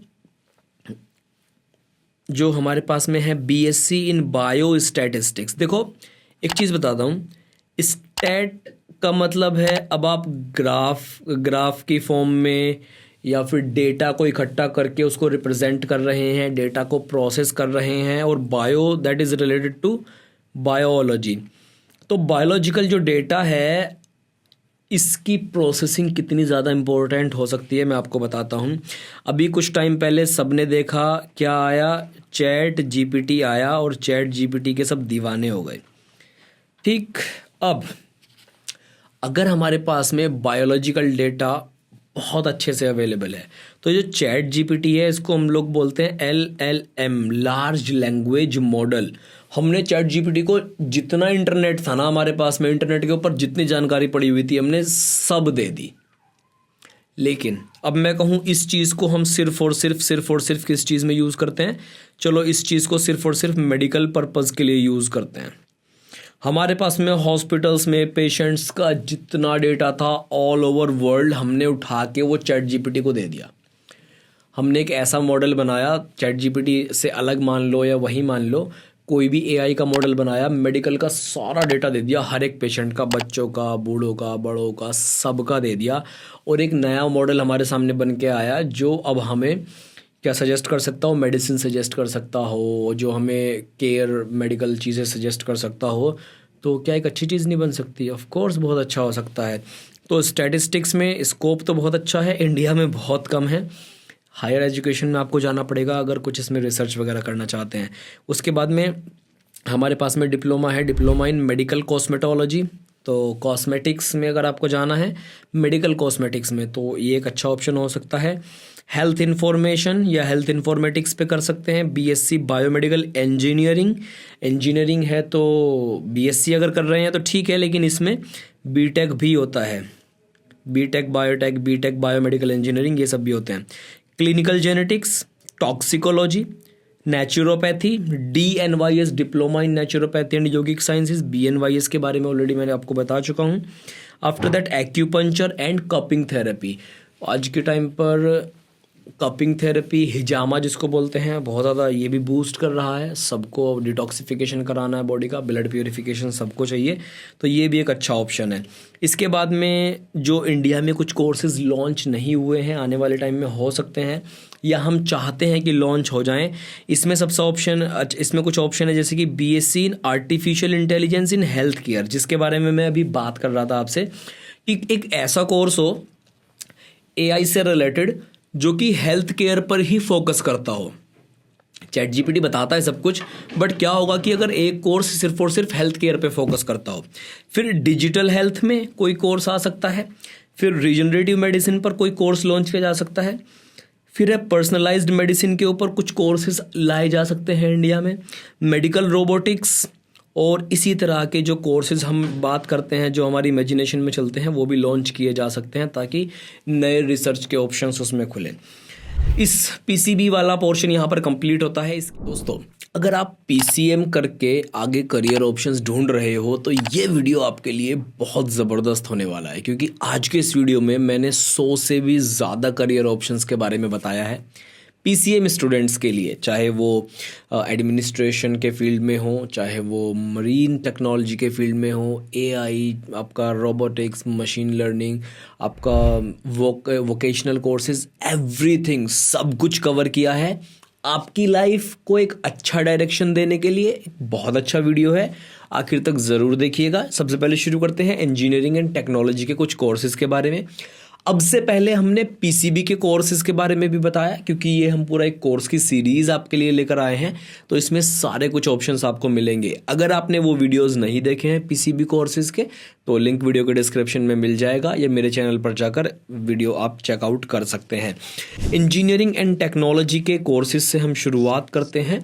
इन कोर्सेज़ के बारे में और देखेंगे कि इसमें आखिर क्या क्या चीज़ें हमें पढ़ने के लिए मिलती हैं, देखने के लिए मिलती हैं। इंजीनियरिंग के कोर्सेज में जो सबसे पहले हमारे पास में आते हैं, बहुत common, B Tech. B Tech is kind of सबसे ज़्यादा मीम मटेरियल, सबसे ज़्यादा बीटेक के ऊपर हंसी मजाक के चुटकुले जोक वगैरह बनते हैं और बीटेक से ही सबसे अच्छे इंजीनियर्स भी निकलते हैं। तो बीटेक कंप्यूटर साइंस आज के टाइम पर one of the best option है। कंप्यूटर साइंस में अगर हम कंप्यूटर से रिलेटेड किसी भी फील्ड के बारे में बात करेंगे तो वो आपके लिए अच्छा ही रहेगा। Computer plus it's applications plus it's जितने भी आज के टाइम में अप्लाइड एस्पेक्ट्स हैं, मशीन लर्निंग हो, डेटा साइंस हो, कुछ भी हो, जो स्पेशलाइज्ड अभी कोर्सेज आ गए हैं वो सब के सब बहुत अच्छे हैं। इसके बारे में बताना शुरू करते हैं थोड़ा सा। बीटेक कंप्यूटर साइंस में आप कर सकते हैं, बहुत अच्छा स्कोप है। आपको एआई ज़रूर सीखना चाहिए। आप किसी भी कोर्स को बताने से पहले कह देता हूँ, एआई आपके लिए मस्ट है आज के टाइम पर सीखना। कोर्स ना भी करो, अपनी पढ़ाई नॉर्मल कर रहे हो, तब भी आपको एआई यूज़ करना आना चाहिए। इसके बाद में बीटेक के बाद इंफॉर्मेशन टेक्नोलॉजी आ जाएगा हमारे। बीटेक इंफॉर्मेशन टेक्नोलॉजी आएगा कंप्यूटर साइंस के बाद में। आईटी जिसको हम लोग बोलते हैं सिंपल लैंग्वेज में, बीटेक इन आईटी अगेन काफ़ी अच्छा ऑप्शन है। फिर है हमारे पास में B Tech in mechanical engineering. Mechanical branch में कहते हैं ना, लड़के सिर्फ लड़के ही होते हैं, लड़कियां कोई एक आधे नाम की होती है। तो इसके ऊपर भी काफ़ी मीम जोक्स वगैरह बनते हैं। तो मैकेनिकल में भी कर सकते हैं अगर आपको मैकेनिकल से प्यार है तो। Civil engineering, electrical engineering, electronics and communication engineering, aerospace engineering, ये बहुत कॉमन बीटेक के कोर्सेज हैं जिनमें स्टूडेंट्स एडमिशन लेते हैं। अभी हम कुछ ऐसे भी बताएंगे जो शायद आपने पहले कभी नहीं सुने होंगे, उन सब चीज़ों के बारे में बताएंगे। ये एक अलग कोर्स आया, B Tech in mechatronics. Mechatronics guys basically it is related to the, हम कहेंगे एक तरह से ऑटोमेशन सेंसर्स। जैसे कि सेंसर्स की टेक्नोलॉजी होती है, रोबोट्स में सेंसर लगे हुए हैं, किसी गैजेट में सेंसर्स लगे हुए हैं। सो एक बहुत सिंपल लैंग्वेज में मैं आपको बता रहा हूँ, सिर्फ ये कहीं ना कहीं उससे रिलेटेड है। मैकेनिकल्स प्लस उनका ऑटोमेशन प्लस उनके अंदर सेंसरी टेक्नोलॉजी जितनी भी होती है वो सब इसके अंदर कवर होती है। बहुत अच्छा फील्ड है, आप लोग इसके बारे में भी ज़्यादा जानकारी ले सकते हैं।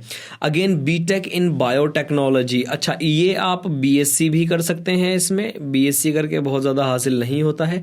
बीटेक इंजीनियरिंग डिग्री है तो उसमें थोड़े बेटर ऑप्शंस आपके लिए हो सकते हैं।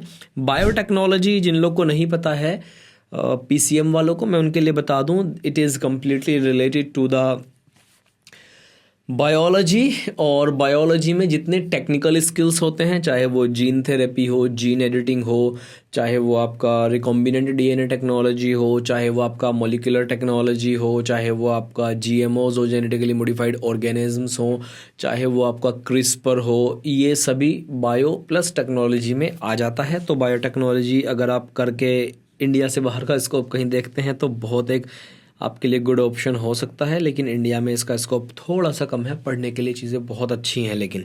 फिर है बीटेक इन केमिकल इंजीनियरिंग, अगर आपको केमिकल इंडस्ट्रीज़ में जाना है तो ये one of the best option है। इसके बाद में आज के टाइम पर अगर आप लोग ये कंप्यूटर साइंस करना चाह रहे हो, आईटी करना चाह रहे हो, मैकेनिकल इंजीनियरिंग करना चाहते हो, आई रिकमेंड कि आप ये ना करके बीटेक करिए किसमें, artificial intelligence and machine learning में। ट्रेंडिंग में सबसे अच्छा one of the best course है और सबसे अच्छे जॉब ऑप्शंस भी इसमें ही आएंगे आने वाले टाइम में, क्योंकि everything is just shifting to AI and machine learning. तो machine learning one of the best option है। इसको आपको कैसे इंटीग्रेट करना है आपके हर एक डेली लाइफ में, आपके कैसे प्रोडक्टिविटी बूस्ट कर सकते हैं, इसको एआई को ही कैसे बेहतर कर सकते हैं, वो सब आपको यहाँ देखने के लिए मिल जाएगा। बीटेक इन डेटा साइंस, एक्चुअली क्या है, ये जो मशीन लर्निंग है, आर्टिफिशियल इंटेलिजेंस है, it is completely based on data. Data is like large language models data. अब वो डेटा को कैसे आपको स्टडी करना है, कैसे प्रोसेस करना है, कैसे आपको लेना है, कैसे देना है, दिस इज़ कम्प्लीटली एक इसका भी एक साइंस है। इसके ऊपर भी एक कोर्स होता है बीटेक डेटा साइंस में, ये भी एक बहुत अच्छा ऑप्शन है। पे स्किल वगैरह काफ़ी अच्छे होते हैं इसमें भी। बीटेक साइबर सिक्योरिटी में अगेन जितने ज़्यादा इंटरनेट इवॉल्व करेगा, जितना ज़्यादा साइबर रिलेटेड चीज़ें इवॉल्व होंगी उतना ही ज़्यादा ये बढ़ेगा, क्राइम भी बढ़ेगा, स्कैम बढ़ेंगे। तो साइबर सिक्योरिटी अगेन एक बहुत अच्छा ऑप्शन माना जाता है। बीटेक इन रोबोटिक इंजीनियरिंग बहुत अच्छा ऑप्शन है। बीटेक इन ऑटोमोबाइल इंजीनियरिंग बहुत अच्छा ऑप्शन है, ये भी कर सकते हैं। एग्रीकल्चरल इंजीनियरिंग, इंडिया जैसे हमारा देश कृषि प्रधान देश है तो 70% एग्रीकल्चर पर जीडीपी वगैरह डिपेंड करती है, तो आप इस एग्रीकल्चर में कर सकते हैं। मुझे बहुत पर्सनली पसंद आता है एग्रीकल्चरल इंजीनियरिंग। आज के टाइम पर ये एक्वापॉनिक्स, हाइड्रोपॉनिक्स, बहुत सारी चीज़ें चल रही हैं। फिर इसके बाद में हमारे पास में है मरीन इंजीनियरिंग, मरीन बायोलॉजी। आप देखेंगे that is completely related to the sea, ocean biology, वो सब चीज़ों से रिलेटेड है। B Tech in environmental engineering. अच्छा एक बात बताइए, आप में से अभी कुछ दिन पहले किसने सुना था कि एक सबमरीन थी ओशियन गेट नाम की, और वो कुछ बिलियनर लोग, दुनिया के सबसे अमीर अमीर लोग, कुछ 20-25 लोग थे शायद, पता नहीं कितने लोग थे, वो उस सबमरीन में गए टाइटैनिक को देखने के लिए, और कुछ नीचे जाते ही वो क्या हो गई, इम्प्लोजन हुआ, उसमें इम्प्लोड हुआ, एक्सप्लोजन नहीं हुआ बल्कि इम्प्लोजन हुआ, वो क्रश हो गई एकदम से। तो कमेंट करके बताइए कितने लोग इसके बारे में जानते हैं। तो मरीन इंजीनियरिंग क्या होता है, इसके बारे में अगर आप जानना चाहते हैं, कैसे मरीन लाइफ वर्क करती है, दैट इज़ कम्प्लीटली इसमें आपको मिल जाएगा देखने के लिए। BTech in environmental engineering, petroleum engineering, metallurgy engineering, textile engineering, biomedical engineering. अभी हमने एक ऊपर कोर्स बताया, ऊपर हमने बताया था क्या, बायोटेक और बायोमेडिकल काफ़ी हद तक सिमिलर देखने के लिए आपको मिलेंगे।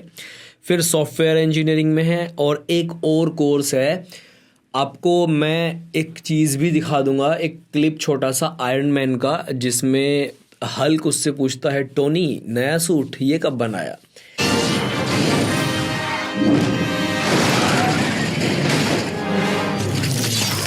Where'd that come from?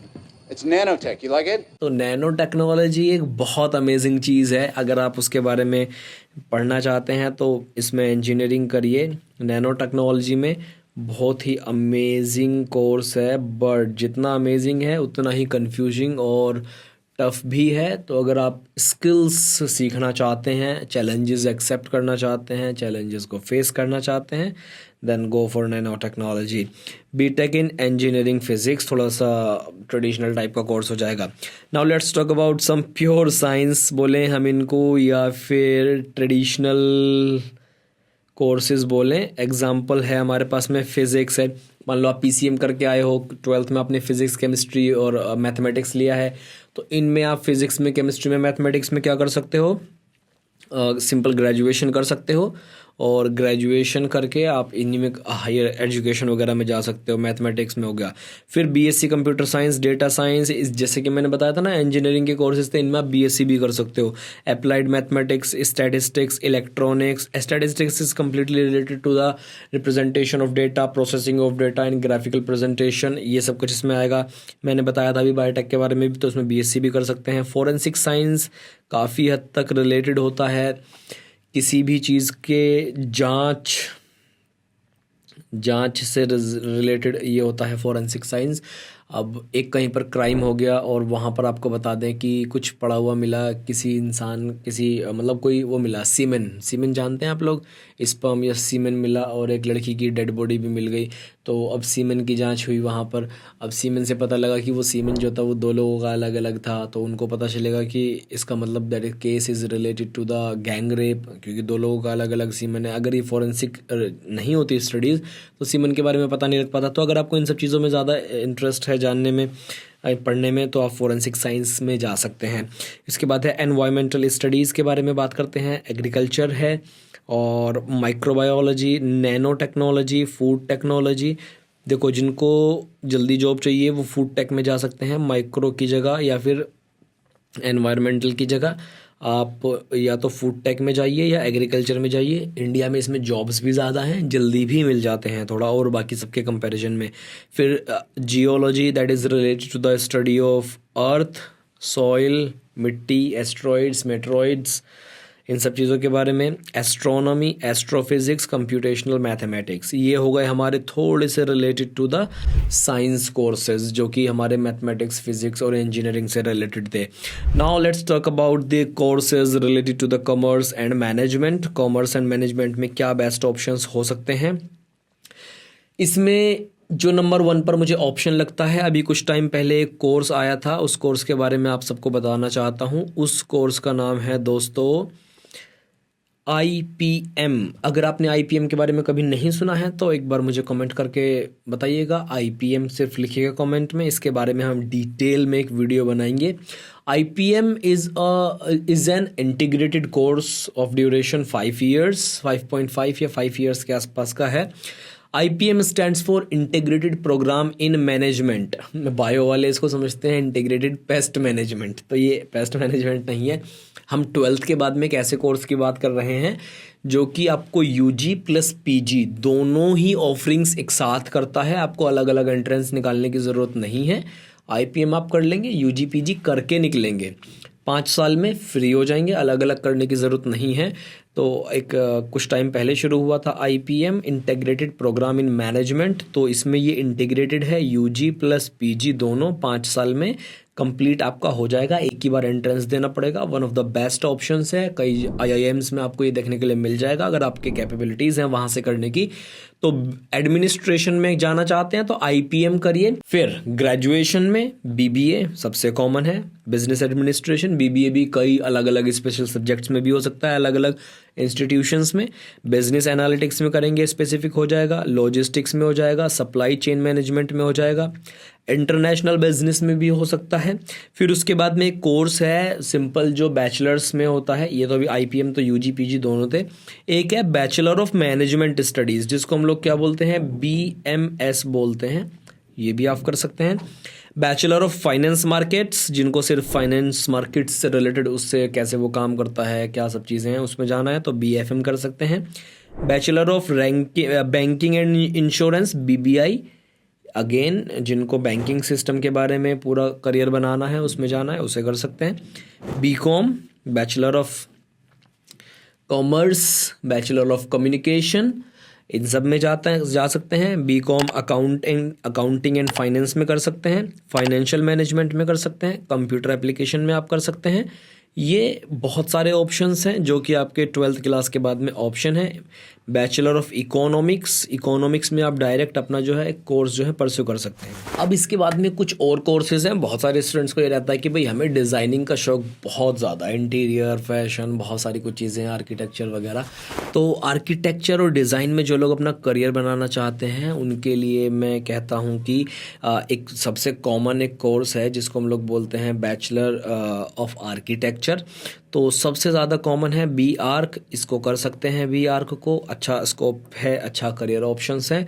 सबसे ज़्यादा ज़रूरी इसमें क्या है, इसमें स्किल्स। अगर आप भाई साहब कुछ यूनिक बना के दे सकते हैं ना तो आपकी चल पड़ेगी इसमें। फिर है सिंपल डिज़ाइनिंग में है। फिर क्योंकि प्रोडक्ट्स इतने ज़्यादा आज के टाइम पर हैं, और सिर्फ प्रोडक्ट्स ही नहीं, दुनिया में कोई भी चीज़ है रॉ मटेरियल से जब वो अपने किसी फाइनल फॉर्म में आती है तो डिज़ाइनिंग की ज़रूरत पड़ती ही है। तो डिज़ाइनिंग में भी एक अच्छा करियर ऑप्शन है। इंटीरियर डिज़ाइनिंग फिर इसमें आ जाएगा, प्रोडक्ट डिज़ाइनिंग इसमें आ जाएगा, फैशन डिज़ाइनिंग आ जाएगा, और एक इंस्टीट्यूट भी है, नेशनल इंस्टीट्यूट ऑफ फैशन करके है, फैशन टेक्नोलॉजी।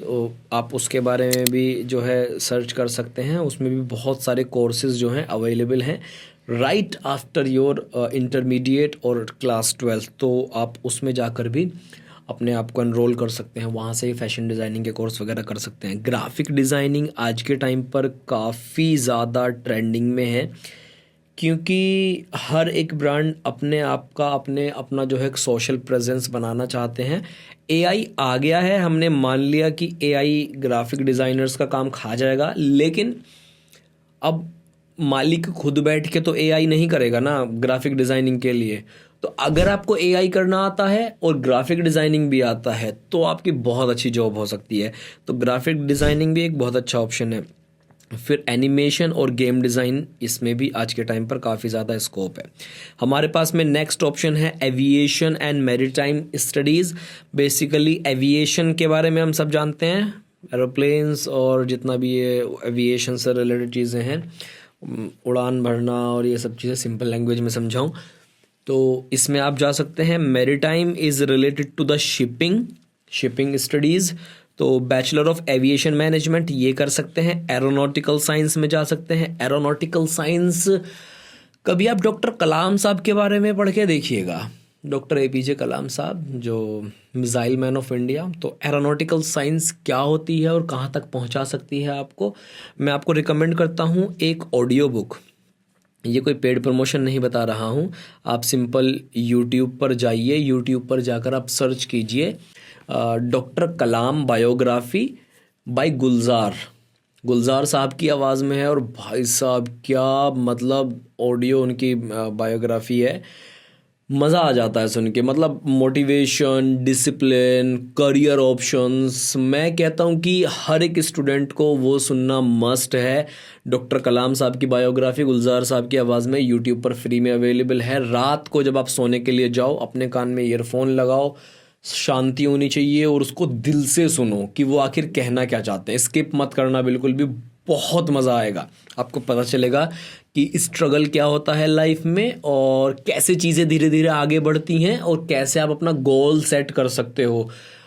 बहुत सारे स्टूडेंट्स का ये भी एक मेजर प्रॉब्लम होता है कि उनको ये नहीं पता, वो कहते भी कि मैं ये नहीं डिसाइड कर पा रहा हूँ कि मेरा लाइफ में गोल क्या है। उनसे मैं ये कहना चाहता हूँ कि भाई देखो, गोल हम अपने आप से एकदम से डिसाइड नहीं भी कर सकते, सभी इंसान के बस की नहीं है। तो ये कैसे डिसाइड होगा? आप 12th क्लास में हो, जो सब्जेक्ट सबसे अच्छा लग रहा है आप उसमें अपने आप को बढ़ते चले जाइए। आप चीज़ों को सीखिए, स्किल्स गेन करिए, पढ़ाई करिए अच्छे से, आपको धीरे धीरे खुद समझ में आएगा। ग्रेजुएशन में मान लीजिए आपको ये समझ नहीं आ रहा कौन सब्जेक्ट चूज़ करना है, 12th में सबसे अच्छा क्या लगता था, जो सबसे अच्छा लगता था उसी में चले जाओ, तुम्हें मज़ा भी सबसे ज़्यादा उसी में आएगा। उसमें पढ़ाई करोगे, आगे स्किल सीखोगे, जिसमें सबसे ज़्यादा स्किल्स तुम्हें सीखने में मज़ा आएगा तुम उसी लाइन में आगे चले जाओगे। तो गोल ज़रूरी नहीं है कि आप खुद से टारगेट सेट करके रखो, ठीक है। टारगेट ये रखो कि मेरे को लाइफ में कामयाब होना है, अच्छा आदमी बनना है, अपने अच्छे स्किल सीखने हैं, आगे जाना है। लेकिन एक ये नहीं है कि भाई मेरे को तो एकदम स्पेसिफिकली क्या बनना है, पायलट बनना है। अब अगर नहीं बन पाए पायलट फिर क्या करोगे? तो थोड़ा सा माइंड को ब्रॉड रखो। मैं ये नहीं कह रहा प्लान भी रखो, अपना टारगेट सेट रखो कि भाई मेरे को वहां तक पहुंचना है, उस लेवल तक पहुंचना है कि मैं कुछ कर सकूं। स्ट्रेटजीज चेंज कर सकते हो बीच में, मेहनत करो। डॉक्टर कलाम साहब की बायोग्राफी सुनोगे ना, वो भी पायलट बनना चाहते थे लेकिन नहीं बन पाए, और देखो तब भी कहाँ कितना आगे पहुंच गए। तो ये कोई बुरी बात नहीं है, टारगेट सेट कर लो, लेकिन आपको पता तब चलेगा जब आप लाइफ में आगे जाओगे कि आपको क्या चीज़ पसंद आ रही है, ठीक है। तो असली मज़ा जो है वो सफ़र में मिलेगा, मंजिल पे पहुंच के नहीं। तो BSc in aircraft maintenance engineering अच्छा एक ऑप्शन है, इसमें कर सकते हो। आज के टाइम पर बूस्ट कर रहा है ये करियर काफ़ी ज़्यादा, मेंटेनेंस इंजीनियरिंग एयरक्राफ्ट वाला, और ये काफ़ी ज़्यादा आगे चलेगा भी। Bachelor of nautical sciences, BTech in naval architecture and ocean engineering, काफ़ी ज़्यादा सही जॉब्स भाई साहब इसमें है। अगर आपको कहीं ये सब्जेक्ट मिल जाता है ना करने के लिए, तो इसमें तो बहुत ही बढ़िया जॉब्स आपको मिल सकती है, हाई पेइंग जॉब्स। BBA इन एविएशन ये आप कर सकते हो। इसके बाद में लॉ के कुछ डिग्रीज रखे हुए हैं। जो स्टूडेंट्स 12th क्लास के बाद अपना करियर लॉ में बनाना चाहते हैं, लव नहीं कह रहा हूँ, लॉ बोल रहा हूँ, LAW कानून, कभी तुम्हारे कान बनना गए हों, तुम्हें लॉ की जगह लव सुनाई पड़ रहा हो, तो LLB इसको सब लोग जानते हैं कानून की डिग्री के नाम से। तो सिंपल, आप पहले कुछ भी कोई ग्रेजुएशन करके फिर LLB कर सकते हो, या फिर आप इंटीग्रेटेड कोर्स कर सकते हो, BSc LLB कर सकते हो, BTech LLB कर सकते हो, BBA LLB कर सकते हो, BA LLB कर सकते हो। तो आप ऐसे भी कर सकते हैं LLB। तो जिनको कानून की पढ़ाई पढ़नी है वो लॉ करिए, सिंपल सा ऑप्शन है। अब इसके बाद में बहुत सारे स्टूडेंट्स का ये क्वेश्चन रहता है कि सर 12th क्लास के बाद में वोकेशनल कोर्सेज कौन कौन से अवेलेबल हैं, उनको लिस्ट ही नहीं मालूम है। तो हम यहाँ पर क्या कर रहे हैं, आपको कोर्सेज़ के बारे में ही बता रहे हैं कि कितने कोर्सेज अवेलेबल हैं। इसमें आता है bachelor of hotel management, BHM। अच्छा, इन कोर्सेज का मेन क्या मोटिव है? इन कोर्सेज का मेन मोटिव है आपको स्किल्ड कर देना अच्छे से, परफेक्ट स्किल्स। आपका थ्योरी तो इसमें जो रहेगा वो रहेगा ही, प्लस मेन फोकस आपका स्किल्स बेसिस पर है, वोकेशनल कोर्सेज। तो होटल मैनेजमेंट आपको डायरेक्ट होटल में भेज देंगे सीखने के लिए। आपका क्या है, bachelor of tourism and travel management आपको अपने साथ लेके जाएंगे सिखाने के लिए कहीं से अगर आप कोर्स करते हैं। इवेंट मैनेजमेंट आपको डायरेक्ट इवेंट में भेज देंगे। culinary आर्ट्स ये भी है, विजुअल आर्ट्स ये भी है, परफॉर्मिंग आर्ट्स ये भी है। तो वोकेशनल कोर्सेज इस वे में काफ़ी ज़्यादा अच्छे हैं। कुछ और भी हैं जैसे कि रिन्यूएबल एनर्जी, सॉफ्टवेयर डेवलपमेंट और आर्टिफिशियल इंटेलिजेंस। अभी तक जो कोर्स सबसे ज़्यादा रिपीट हुआ है, चाहे वो बीटेक में हुआ हो, नॉर्मल डिग्री में हुआ हो, या फिर हमारा किसी दूसरे स्ट्रीम में आके हुआ हो, ये है हमारे पास में क्या, आर्टिफिशियल इंटेलिजेंस। तो आर्टिफिशियल इंटेलिजेंस आज के टाइम पर स्टूडेंट्स के लिए सीखना मस्ट है अगर आप अपने करियर में आगे जाना चाहते हो। एआई को पढ़ो, समझो, सीखो। इसके बाद में आता है हेल्थ साइंसेस। हेल्थ साइंस भी कर सकते हैं पीसीएम स्टूडेंट्स पास करने के बाद में, लेकिन एमबीबीएस नहीं कर सकते, उसके लिए बायो होना ज़रूरी है। लेकिन कुछ कोर्सेज अपॉर्चुनिटी देते हैं करने की। आप फार्मेसी में जा सकते हो पीसीएम करके, आप बीपीटी में जा सकते हो पीसीएम करके, लेकिन कुछ जगहों पर बायोलॉजी मैंडेटरी है, बट कुछ जगहों पर एडमिशन हो जाते हैं। न्यूट्रिशन डाइटिक्स में जा सकते हो, क्लिनिकल रिसर्च में जा सकते हो, रेडियोलॉजी में जा सकते हो, एमएलटी में जा सकते हो, ऑप्टोमेट्री में जा सकते हो। ये हेल्थ साइंस के कुछ कोर्सेज थे, अगर आप पीसीएम करके इनमें जाना चाहते हैं। कुछ इंस्टीट्यूट एडमिशन दे देते हैं। Now let's talk about purely IT and computer applications. इसमें बीसीए है प्लेन, इसमें BCA data analytics, cloud computing, AI, फिर से एक बार और रिपीट हो गया हमारे पास में बीसीए। आप इसमें एआई में कर सकते हैं, साइबर सिक्योरिटी में कर सकते हैं, आईटी में कर सकते हैं बीसीए कंप्यूटर एप्लीकेशंस। फिर है ह्यूमैनिटीज़ एंड आर्ट्स वालों के लिए, जो स्टूडेंट्स अपना ये कह सकते हैं कि 12th ह्यूमैनिटीज़ या आर्ट्स से करके आए हैं या पीसीएम से करके आए हैं और उनको ह्यूमैनिटीज़ या आर्ट्स के कोर्सेज चाहिए, तो बीए है। बीए आप सिंपल कर सकते हो, बीए आप मैथमेटिक्स में कर सकते हो, बीए इकोनॉमिक्स में कर सकते हो, स्टैटिस्टिक्स में कर सकते हो, पब्लिक एडमिनिस्ट्रेशन में कर सकते हो, साइकोलॉजी में कर सकते हो। साइंस ओरिएंटेड अप्रोच अगर जिनको चाहिए बीए में, तो वो साइकोलॉजी में कर सकते हैं। तो ये कुछ बीए और इसके कोर्सेज हो गए। ये उन लोगों के लिए काफ़ी सही रहते हैं जिनको आगे चल के भाई मुझे तो यूपीएससी देना है और मुझे तो मतलब पब्लिक सर्विसेज में जाना है, सिविल सर्विसेज में जाना है, उनके लिए ये कोर्सेज जो हैं काफ़ी सही रहते हैं। फिर उसके बाद में है स्पेशलाइज्ड, बहुत स्पेशलाइज्ड कोर्सेज, जैसे कि फाइन आर्ट्स एकदम से अलग उसमें हो गया, स्पोर्ट्स मैनेजमेंट एकदम स्पेशलाइज्ड हो गया, एक्चुअरियल साइंसेज। अच्छा, ये एक यहाँ पर वर्ड है, इसके बारे में मैं आपसे कहता हूँ, ये आपके लिए दोस्तों ना होमवर्क दे रहा हूँ मैं, आपको कमेंट करके बताना है कि भाई साहब ये किस चीज़ से रिलेटेड है। चलिए, ये हमारे पास में कुछ जो हैं वो कोर्सेज थे, थोड़े से और बचे हैं, इसके बारे में बताते हैं और फिर यहाँ पर हमारा वीडियो होगा and.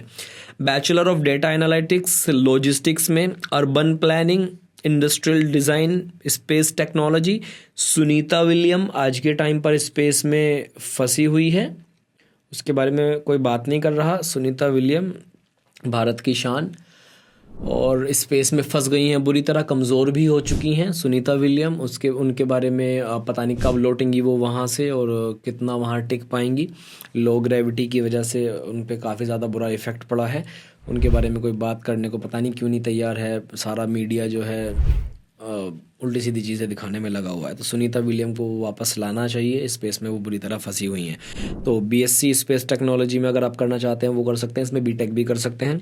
Game development, digital marketing. तो ये अभी जितने कोर्सेज थे टोटल हमने बताए आपको। अगर आपको और भी डाउट्स हैं, क्वेरीज हैं, इंस्टाग्राम पर फॉलो कीजिए, वहाँ पर मैं इंटरेस्टिंग अपडेट्स जो है डालता रहता हूँ।